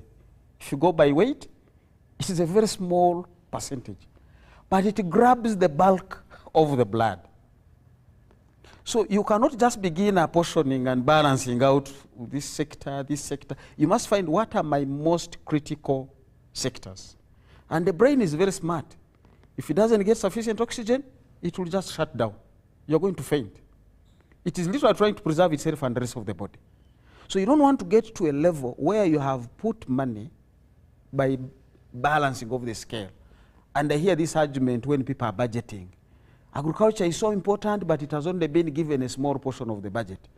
Now, the most underfunded sectors in Uganda are actually the ones that get the biggest portion of the budget, education. But it's the most underfunded because the bulk of that budget is to teachers who we haven't even paid adequately well. So you want to come back and have your strategy to say, I need to grow. This economy is not as big, and now we want to grow it tenfold to $500 billion from 50. Where should I be putting my money? Where are my growth centers? What are the enablers? Because you don't want to just grow coffee and you can't extract it from the ground, from the gardens, because the roads are bad. But neither do you want to put all your money into roads and forget what will the roads move. So it's going to be a balancing act, and I always tell people, we eventually will submit a budget to the politicians. One, we needed to empower the politicians to understand the dynamics of the budget. And indeed, there is a budget directorate of technocrats, not politicians, who are supposed to help members of parliament to understand what government submits. But question, not just what government submits, because I have seen government also make mistakes. I mean the executive. Government can be all those three arms. You buy tractors and you give them to people who don't need them. And I've met some of my friends who receive tractors. They're like, well, it's packed in my compound. I never asked for it. But somebody told me there is a tractor for you to pick. I picked it. So I have it then. That's a monster sitting, not delivering. That money could have done something else. So we need to get back to say, how can we use science and logic to grow this economy? Once that question is answered, the budget will fall into place itself. Parliament the other day reallocated money meant for debt payment. And the president had to send back some things and said, please, I'm not signing until you do this correction. Because it had happened the previous year and brought us headache. Now you want to put your money where you pick quick harvests. I've kept saying you might want to invest, and Tanzania did it in minerals. And not just oil and gas. You have gold, you have all sorts of other minerals, which do not require heavy investments, but they can support your heavy investments. So we need to be looking back in those areas. And this is what we are saying, feeding a child between 0 to 60 months, that is not more than 5 years, is very critical. Now, education policy is saying children are not eating in school. Those are children above 6 years. They have already gotten stunted before you want to begin feeding them. If there is no food for a child who is 7 years, just trust me, that household did not have food for a child who is 3. Now, medically, who is more important to be fed? We need to get back to those logical aspects, and I have engaged the parliament before, I know when you go with the logical case, now Parliament is getting a little bit more politicized. I engaged with the earlier Parliament. We would have some good conversations, because there you would find the scientists, the lawyers, and even other people from whichever aspect they are coming from. You would engage objectively. Okay. But now we have lost out a little bit of that objectivity, not just in Parliament, but across the board. The talk I hear and the conversations are not speaking to those realities. Thank you. Dr. Sabrina, I think for you to be twofold, and he mentioned it, UPE, children that are going to school, the struggles to be able to have a meal, complaints have been made by the schools a lot. The nutritional value to be able to get there. How do we resolve that conundrum? But also, secondly, with every dark cloud, there is a silver lining. What opportunities are there, especially looking at some of the statistics that Dr. Mooms has spoken about and Madam Chirabo, that this silver lining can be taken as an opportunity for us to benefit, to create food systems that work for everyone? Well, those are also very good questions. And speaking about food and children, I think that it's not just the UPE's pupils that need to eat. Food needs to be given to children as soon as they are in utero. And even 60 days before a baby is conceived, the mother has to feed well. You can imagine if a mom doesn't feed well, she doesn't have enough minerals, she's not supplementing on folic acid, and then she becomes pregnant. That baby may be born with a neurotube defect and subsequently develop hydrocephalus, which is loosely to say fluid in the brain. So mothers need to prepare even before they become pregnant, and fathers need to provide that food to the mother. And when babies are born, they should breastfeed, and appropriate breastfeeding entails that a mom should feed well to enable her to give the best to her baby. The first 1,000 days of any baby's life are critical. If you don't feed that baby well, then their brain is cooked. I know Agnes did talk about stunting and stunting of the brain. But when a child is stunted, that means that there are less than 2 standard deviations for height for age. So as you grow, you're supposed to grow in a certain way, and also your head circumference should grow in tandem.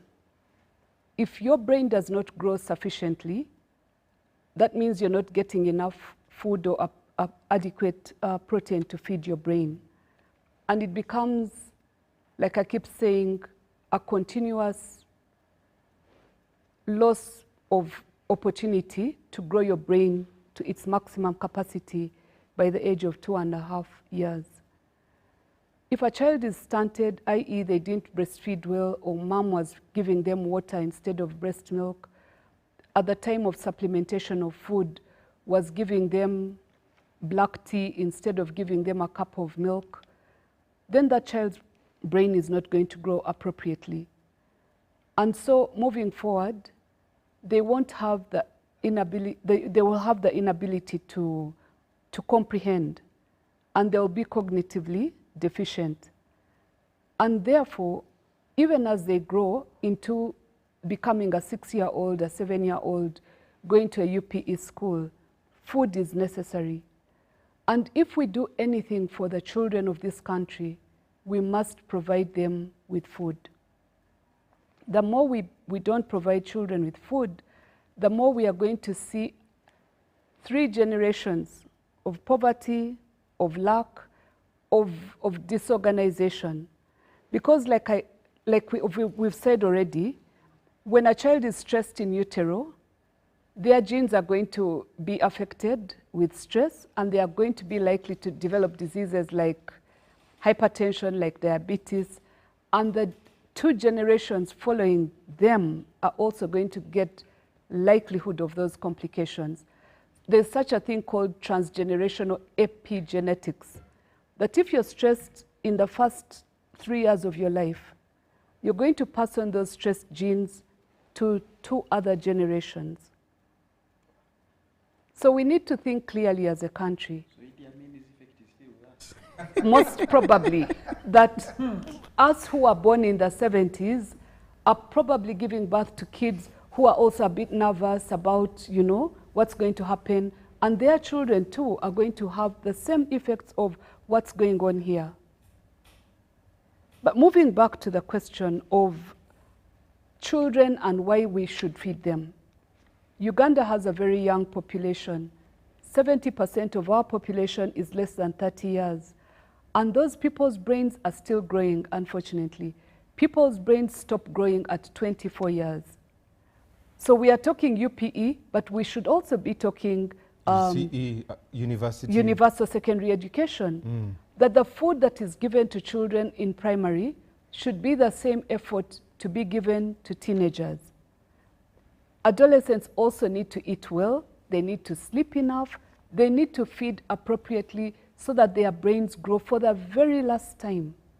These are the future. These are the future adults. And if they are not fed well, they are going to be the ones who are going to mother babies who are anemic. They are going to mother babies who are vitamin D deficient and who have repeated infections. And who later on are going to grow up and develop hypertension and diabetes and the whole conundrum of renal failure, diabetes, hypertension, and have premature death. We expect every Ugandan to survive until maybe 100 years and still be productive. But if people are dying prematurely, by 50 years people are dropping off and dying, then who is going to be the productive group that is going to be the people who are running the government, making sure that the agriculture sector is functional? A dependent population is a difficult population. And yet we know that the tax base is in among 10% of the population. We are the ones that are holding up this economy. And if then we drop dead, what is going to happen to those who are dependent? If they are already not eating enough food, then what's going to happen? So we need to give more money to the education sector. If I were to choose, I would put more money in the education sector, the agriculture sector, and make sure that the young people that are growing up to be the future are eating well and eating enough. Thank you very much. Let me come to Madam Chirabo. We have policies, we have agencies, we have units, we have workshops, we have exhibitions. There is no expo or anything that is not on agriculture. What practical ways can an individual, a household, a community, a district implement to ensure food security? You know, the problem is thinking that agriculture is food, which is not, although it is part of it. So in this country, we have a whole Ministry of Agriculture, but that is not the ministry in charge of our food. Our food is falling in the cracks in between there. Nobody can be held accountable for all of these issues that we have raised here. In a country where we still think that if we feed our children in school, we are actually spending, which is an investment.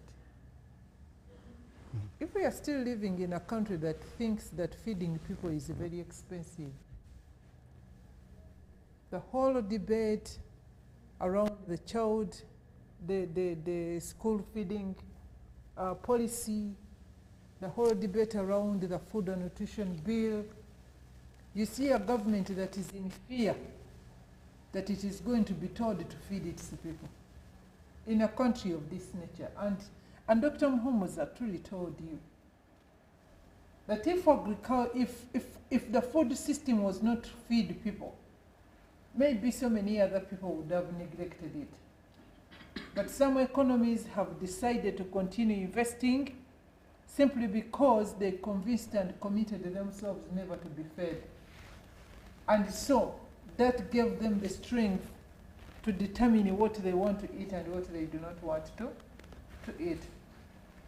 Our food and nutrition policy, the guiding policy framework, is 2 decades and 1 year old.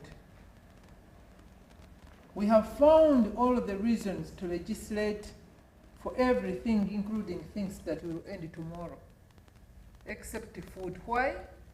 Because our leaders are running away from duty, which duty they will never run away from. Let us look at the issue of school feeding as a strategic investment that can act as a game changer. If we are talking about how many million children, Dr. Muhumuza, are in school today, already the statistic is suggesting. About 15 million? They are in school. Maybe. Those are 15 mouths that 15 must million. be fed twice at least, minimum. Those alone are enough in an organized economy to drive production. But more often than not, I see our leaders condemning our farmers being subsistence, but our policy frameworks are subsistence in their own way. I beg your pardon? While our leaders condemn our farmers for being subsistence, our policy and our policymakers are subsistence, are subsistent more than the farmers. What do you mean by that? Just to look at our National Development Plan 3, it has a whole fleet of things called the priority commodities. In a single commodity, there are more than 15 value chains. In an economy that is spending more than 30% on repaying the debt interest and not debt principal, and you're saying you're having 15 priorities, commodities, not value chains. You're not going to be able to align your investments, your research, like Professor Sally said, your extensions, your technology, your production, your marketing systems, your distribution systems.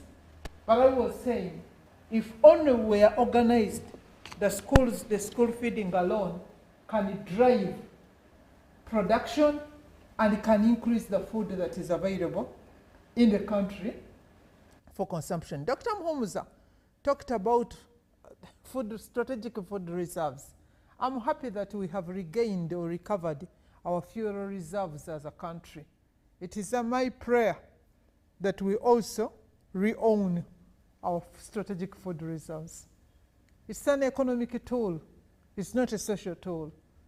And that one alone can also drive production, but also can give government confidence in asking private schools not to increase school fees, because they always claim the food prices always run them crazy.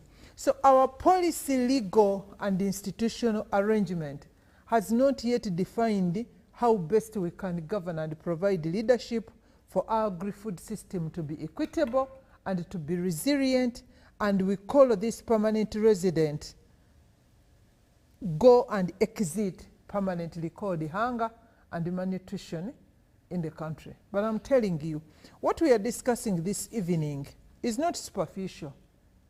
It is possible. It is possible if we get a little more organized and we align our little resources to start with in selected value chains that can be inclusive.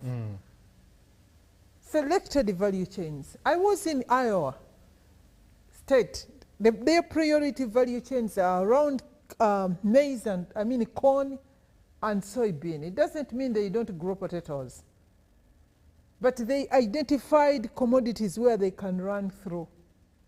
And before we know, we have cooking oil from the people of America here. Okay. Thank you very much, Madam Chair. Lastly, Professor, you talked about especially the gene, having the organic gene of cassava, you mentioned that. But how can we leverage technology and innovation to ensure that we are secure in our food systems as a country? Yeah, thank you very much, Timothy. First of all, our agriculture is still very rudimentary. It is still very climate dependent. And we said earlier, that's one of the reasons when there's a bit of climate change, there's a crisis in production. So we can leverage technology to reduce the seasonality, because right now we have very long periods in between production.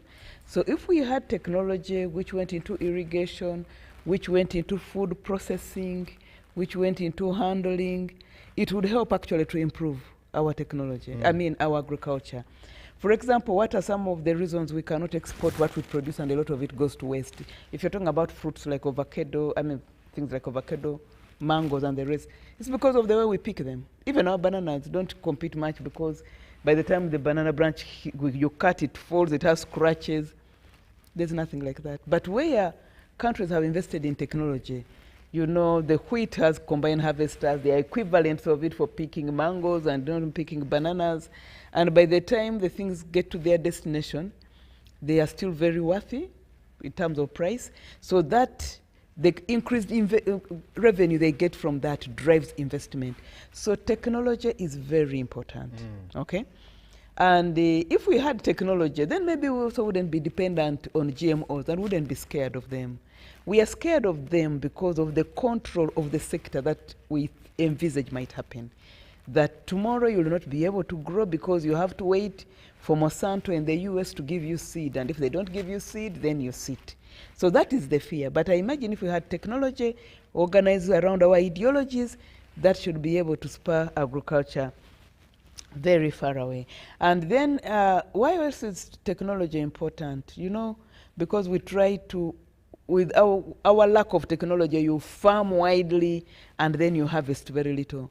So the technology is not just machines. The technology could be in the improvements of things, like, you know, where areas which are arid, if the technology maybe is some of drip irrigation and they drop the seed to the plant and it works so well. So technology is both in terms of information, it is in terms of equipment, it is in terms of the different kinds of varieties of things they are doing. But why am I raising this? Over the weekend we went to Namaingo for a burial. Namaingo used to be a very fertile area, but it's going into gold mining. And I know somewhere Professor Mhomuza said we should look into minerals. But you know, you should look into minerals in a very sensible way. What is happening now is Namaingo is being dug up everywhere for artisanal gold mining. Of course, there's now contestation between the artisanal and the real investment in gold. There's going to be a very big debate there where politics might actually come in. Do you move the people so as to make very big, deep, professional gold mines, or do you leave artisanal? But what did I observe? Many people from many parts of the country are now there, okay? Everywhere you look is some cloud of soil because of gold. The roads are all with gold on the side, with soil on the side, so to try and process. And at the end of the day, they work so hard and get so little. They do make some money. But why is this coming up in a food debate? People are not going to go into food production. You know, if you're going to grow maize, beans, and you should be patient at least for 3 months. But now the land which initially was in agriculture is being dug up. The labor which would have gone into agricultural production is now being diverted into this. Who is regulating that? Who is ensuring that there will be no starvation in Namaingo in the next 2 or 3 months, the next 1 or 2 years? So it is about being organized. So technology is good, it should be leveraged, and but you cannot rule out the role of policy in harmonizing these things. And also when we talk about technology, it should not just make the workers and the wage labor on the farm redundant, because again, if they also become redundant, they will go to town and they will just do gambling and they will become another big problem. But another thing that many people have talked about is what do we subsidize, as others were debating. You know, in other countries, people subsidize agricultural production. That's where maybe they could put money and investments to give farmers low-cost take to improve their production. But many times, like even when you look at our PDM, we are not subsidizing production. We are subsidizing consumption. So we have focused more on financial inclusion, let everyone have some money, and that's that. When you have a crisis like COVID, of course, we make sure everyone has something to eat. So we are constantly subsidizing consumption. And that makes it more like an expenditure. But if we decided to subsidize production, then it would look like an investment from which we would reap. Yeah. Let me read some feedback before I give you parting shots. Good evening, Timothy and the panelists. Let's remove all parish internal security officers and replace them with agriculture extension workers at the parish level. George from Miganga. Interesting view. Timothy, we need to build a resilient system to enhance food security, also entailed with farm management, natural resources regeneration, agroforestry, sustainable fishing farming, sustainable agriculture, also value addition. That's Peter. Okay. Thank you for the show and the program. I speak now, if I speak now, I'll just get from my 3 girls because I do not have enough for them. Okay, this is Aisha K from Ginger. A critical ministry like agriculture has been over-projectualized. How can we ensure policy consistencies within such projects to have its own objectives and outputs in a time frame that is there? Okay, thank you very much. This is lengthy from Okello, Simon Okello from Soroti, but I'll pick some things there. The truth is, people are in the strategic offices. However, much of the president has a goodwill for the country, but his so-called cadres let him down. That's why now we're using soldiers in handling projects. Politicians are obsessed to retain office and how voters put food on their tables. I am wondering whether the duty bearers are following and taking notes on such good ideas that panelists are discussing. Timothy, another problem, Ministry of Agriculture should be with someone who has a background of agriculture. Okay, I will not say what was said off air. Good evening, Timothy and the panelists. Thank you for the great show and eye-opening discussion. My question goes to Madame Agnes and Dr. Mhumza. Uganda finds itself in a critical junction of an intricate global politics grappling with a delicate balance between asserting sovereignty and fostering international cooperation. Recent diplomatic turmoils have sparked the need for that. This is Simon Lakeda from Lira. Finally, this is Gidong Amazo, original Mugishu. My question would be, government wants coffee farmers to start getting licenses in order to allow them to grow coffee or sell coffee. If not, why are they fitting of coffee? I remember we had BCU in Bugisu, but we did not have what is happening now. Please talk to them about the food. Not talk about food alone, talk about coffee too. Thank you for the show, Timothy. Consider bringing back Madame Chirabo and give her more time. She has the best ideas on increasing food productivity. This is Sam from Kampala. Okay, I'll give each of you a minute to give your parting shots. I'll start with Professor. I'll go to Madame Chirabo, Dr. Sabrina, and finally Dr. Mhumza. Yeah, thank you very much. And Timothy, I want to make my parting shot by reading a quotation by Akinwumi Adesina, the current president of the African Development Bank. He said, the future millionaires and billionaires of Africa will not be coming from oil and gas. They'll be coming from the agriculture sector. But I want African countries to be looking at agriculture as a business, not as a way of life. No one smokes gas, no one drinks oil, but everyone eats food. So food is critical, and that's what Africa has a comparative advantage in. So most of the time we discuss and treat agriculture like a way of life. I know we are not saying overrun people's cultures and their identities, but we need to think about agriculture as a business. So what would be required for us to look at agriculture as a business? It goes back to all the things we said earlier, and that government has actually tried to say, but has rarely actualized. Production systems, value chains, infrastructure in agriculture, value addition, and is someone connecting the dots? Is someone counting the cost? If people are supposed to be extension workers for the village, rural areas, are they encouraging farmers to have books, not really books of returns, but because that looks like taxation, but just keep books in terms of what is being invested, what is coming out, what will it take for us to look at agriculture as a business? Thank you. Thank you very much, Madame Chirabo.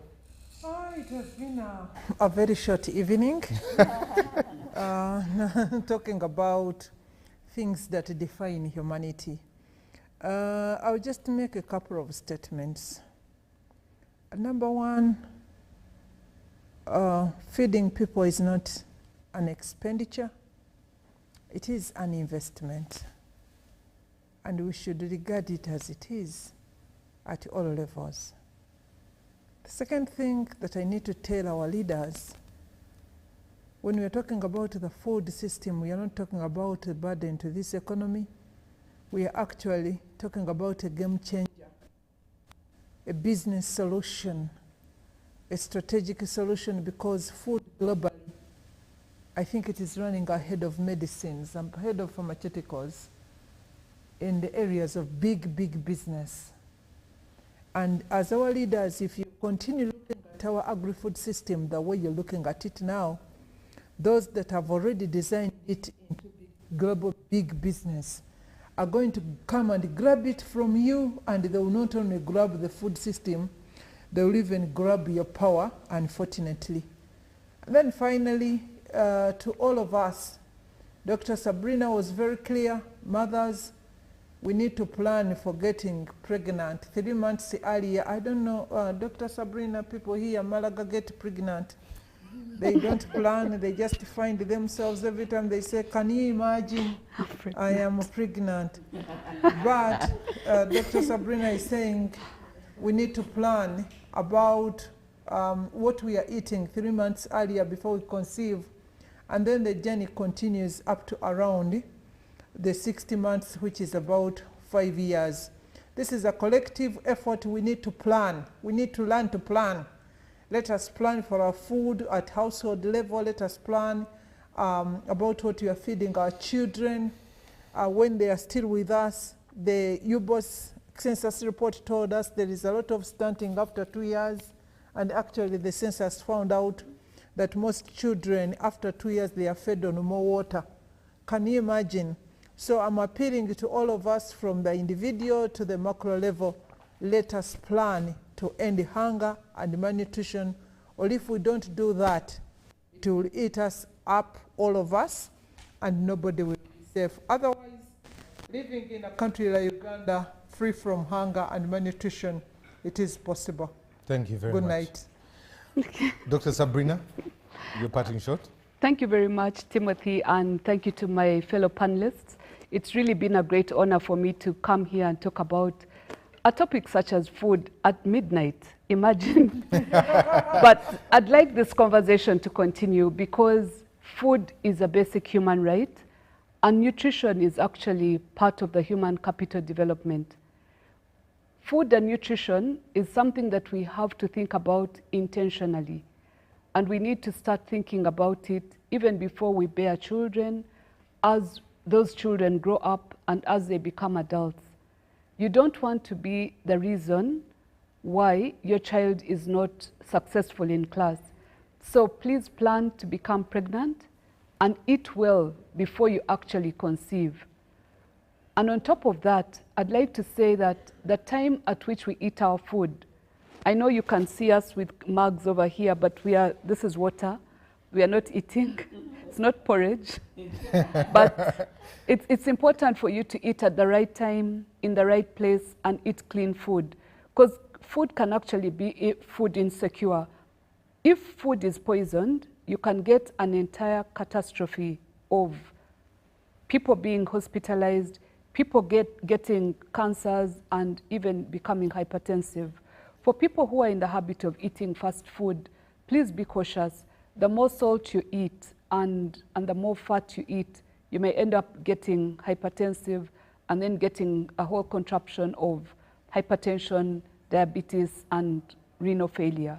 We want to live like people in Eastern Asia, the Japanese who suffer from a disease called longevity, and see our great-great-grandchildren who are healthy. But as long as we live, I'd like to say, let us take care of the young people.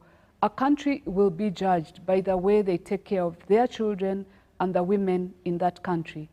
So let us plan to feed the children well and subsequently break the cycle of poverty of mind, but also poverty in economics, so that our country becomes wealthy and gets into, which status are we now? Lower middle income. Lower middle income, that one, yes, thank you. And they become planned mothers and planned children. Planned children and planned mothers. As the joke goes around in the street. Lastly, Dr. Mums. I think let's begin with the security. The study indicated 30% of the people we talked to, security was actually a constraint to agricultural production. So for our colleague who is saying we withdraw the security people and put in extension service, you need a balance. Remember we talked about the balance? The Masaka people with their coffee, they are sleeping in the garden. So security is also critical. One, that people can steal your crops. People can actually steal your money after you have sold your crops. So that balance is going to be key. But there are quick things for me that I want to end with. One is we need, within agriculture, there are things we must do. Agricultural research. Let's not forget our friends at the National Agricultural Research Organization. They are really the foundation. She's talking about getting pregnant. It is that seed, the sperm and the egg. If those are wrong, you've lost it. So the people who really are at the heart of agriculture are the researchers. And we need to get back to them. They are telling us, we can help to give you drought tolerant, pest resistant, faster maturing, higher yielding. They need to speak to that with the science, and we need to be backing them up.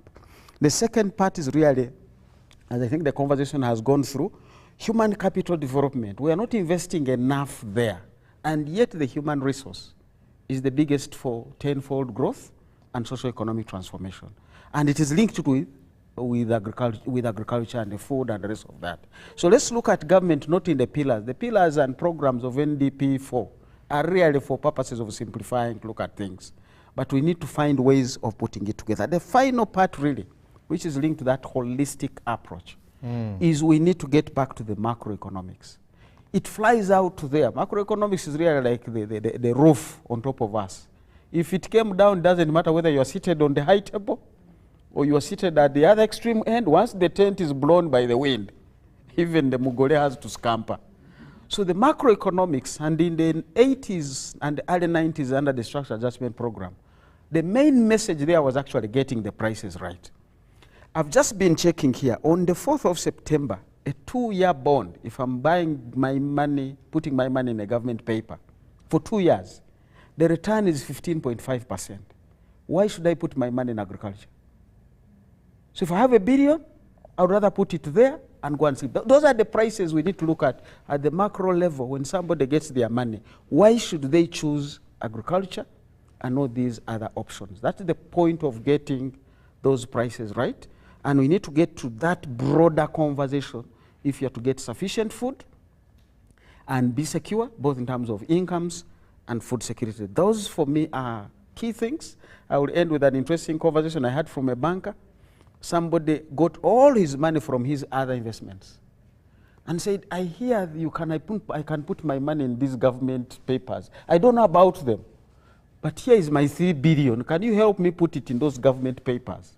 This man had dissolved his business where he was employing people, processing whatever raw materials he was processing. He wants to put his money there and get out of this headache. Those are the price signals economists would always say. The market works and people follow price signals. People may think prices don't work. Why are you sleeping in that particular house? Why did you buy that particular car? Why are your children in that particular school? You are following the price market. Can we sort out that price in favor of food security and income security? Thank you very much. One message coming in from a gentleman watching in Dubai. Thank you so much for your feedback coming through, and you praise the panel for especially what they have discussed. Ladies and gentlemen, thank you very much for coming through. We appreciate. We'll end it with this quote. If an egg is broken by an outside force, life ends. If an egg is broken by an inside force, life begins. Good morning.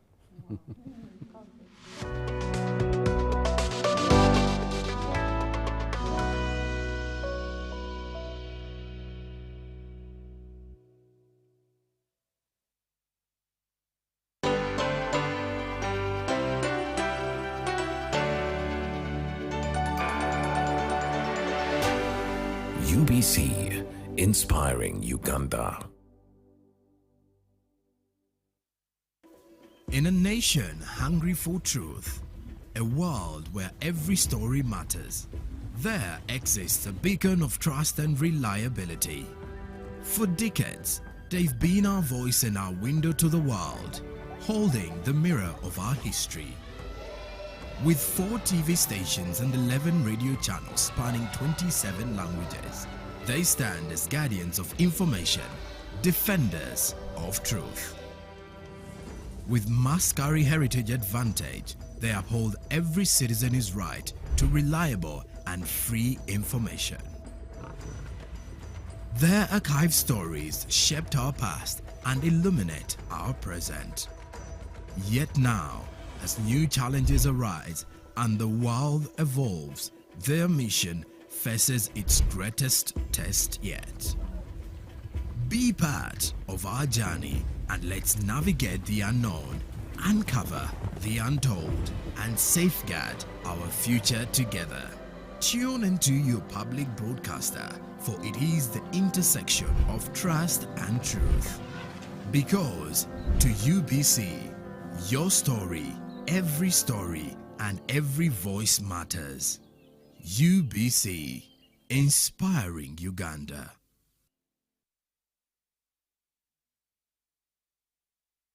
Cooperation and respect with the people of the Global South, with the people of the Global East. I congratulate you on the success of this historic summit. It is an important message of hope for the entire world. Russia and Venezuela have formed ties that cannot be broken. Political ties, moral ties, a relationship that has stood the test of time all these years. Follow Russia's struggle against Nazism, against fascism. We also admire the victories you have achieved for the Russian people on all fronts of the global struggle, on the economic front, on the scientific front, on the cultural front, on the military, political, and diplomatic front. That is why we are proud that Russia is a friend of Venezuela. So as of right now, the BRICS comprises of just 9 countries. Of course, Brazil, Russia, India, China, South Africa, but now the UAE, the United Arab Emirates, Egypt, Ethiopia, Iran. This is also quite a queue forming of others keen to join, because we understand, get this, more than 30 countries from 3 continents are represented here at the current summit in Kazan. This is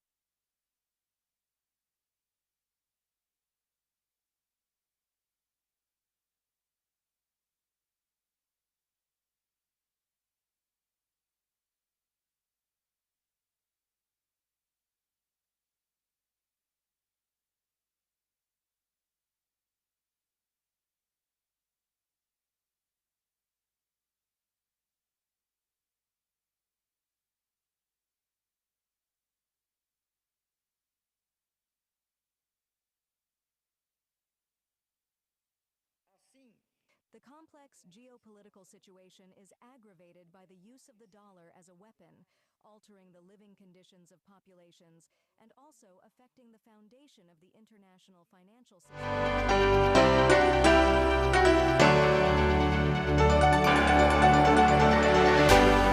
UBC, inspiring Uganda.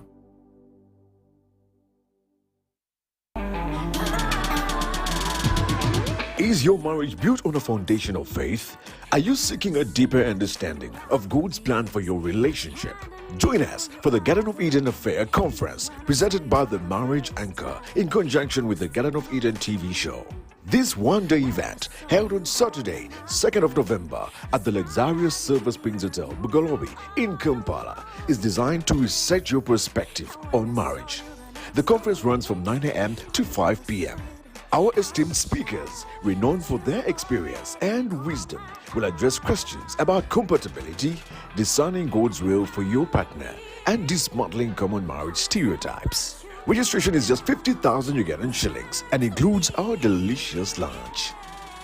Dress to impress for our red carpet event. Whether you Is your marriage built on a foundation of faith? Are you seeking a deeper understanding of God's plan for your relationship? Join us for the Garden of Eden Affair Conference, presented by the Marriage Anchor in conjunction with the Garden of Eden TV show. This one-day event, held on Saturday, 2nd of November at the luxurious Silver Springs Hotel, Bugolobi in Kampala, is designed to reset your perspective on marriage. The conference runs from 9 a.m. to 5 p.m. Our esteemed speakers, renowned for their experience and wisdom, will address questions about compatibility, discerning God's will. West, I just don't pay it any credence. I think the Belt and Road, when China started doing that, a lot of people, I'd even say some BRICS nations, were sort of like, well, what are they doing? This doesn't make any sense. They're spending trillions and trillions of dollars in building railway tracks in the middle of nowhere. But now we can see why it was so strategically important and why they had the Chinese government had the foresight to see where the world was going. My question is always, how are we going to have so many countries try and create the same level of transparency and unity within their financial landscape? I mean, all these countries have different political systems, right? They maybe don't want to show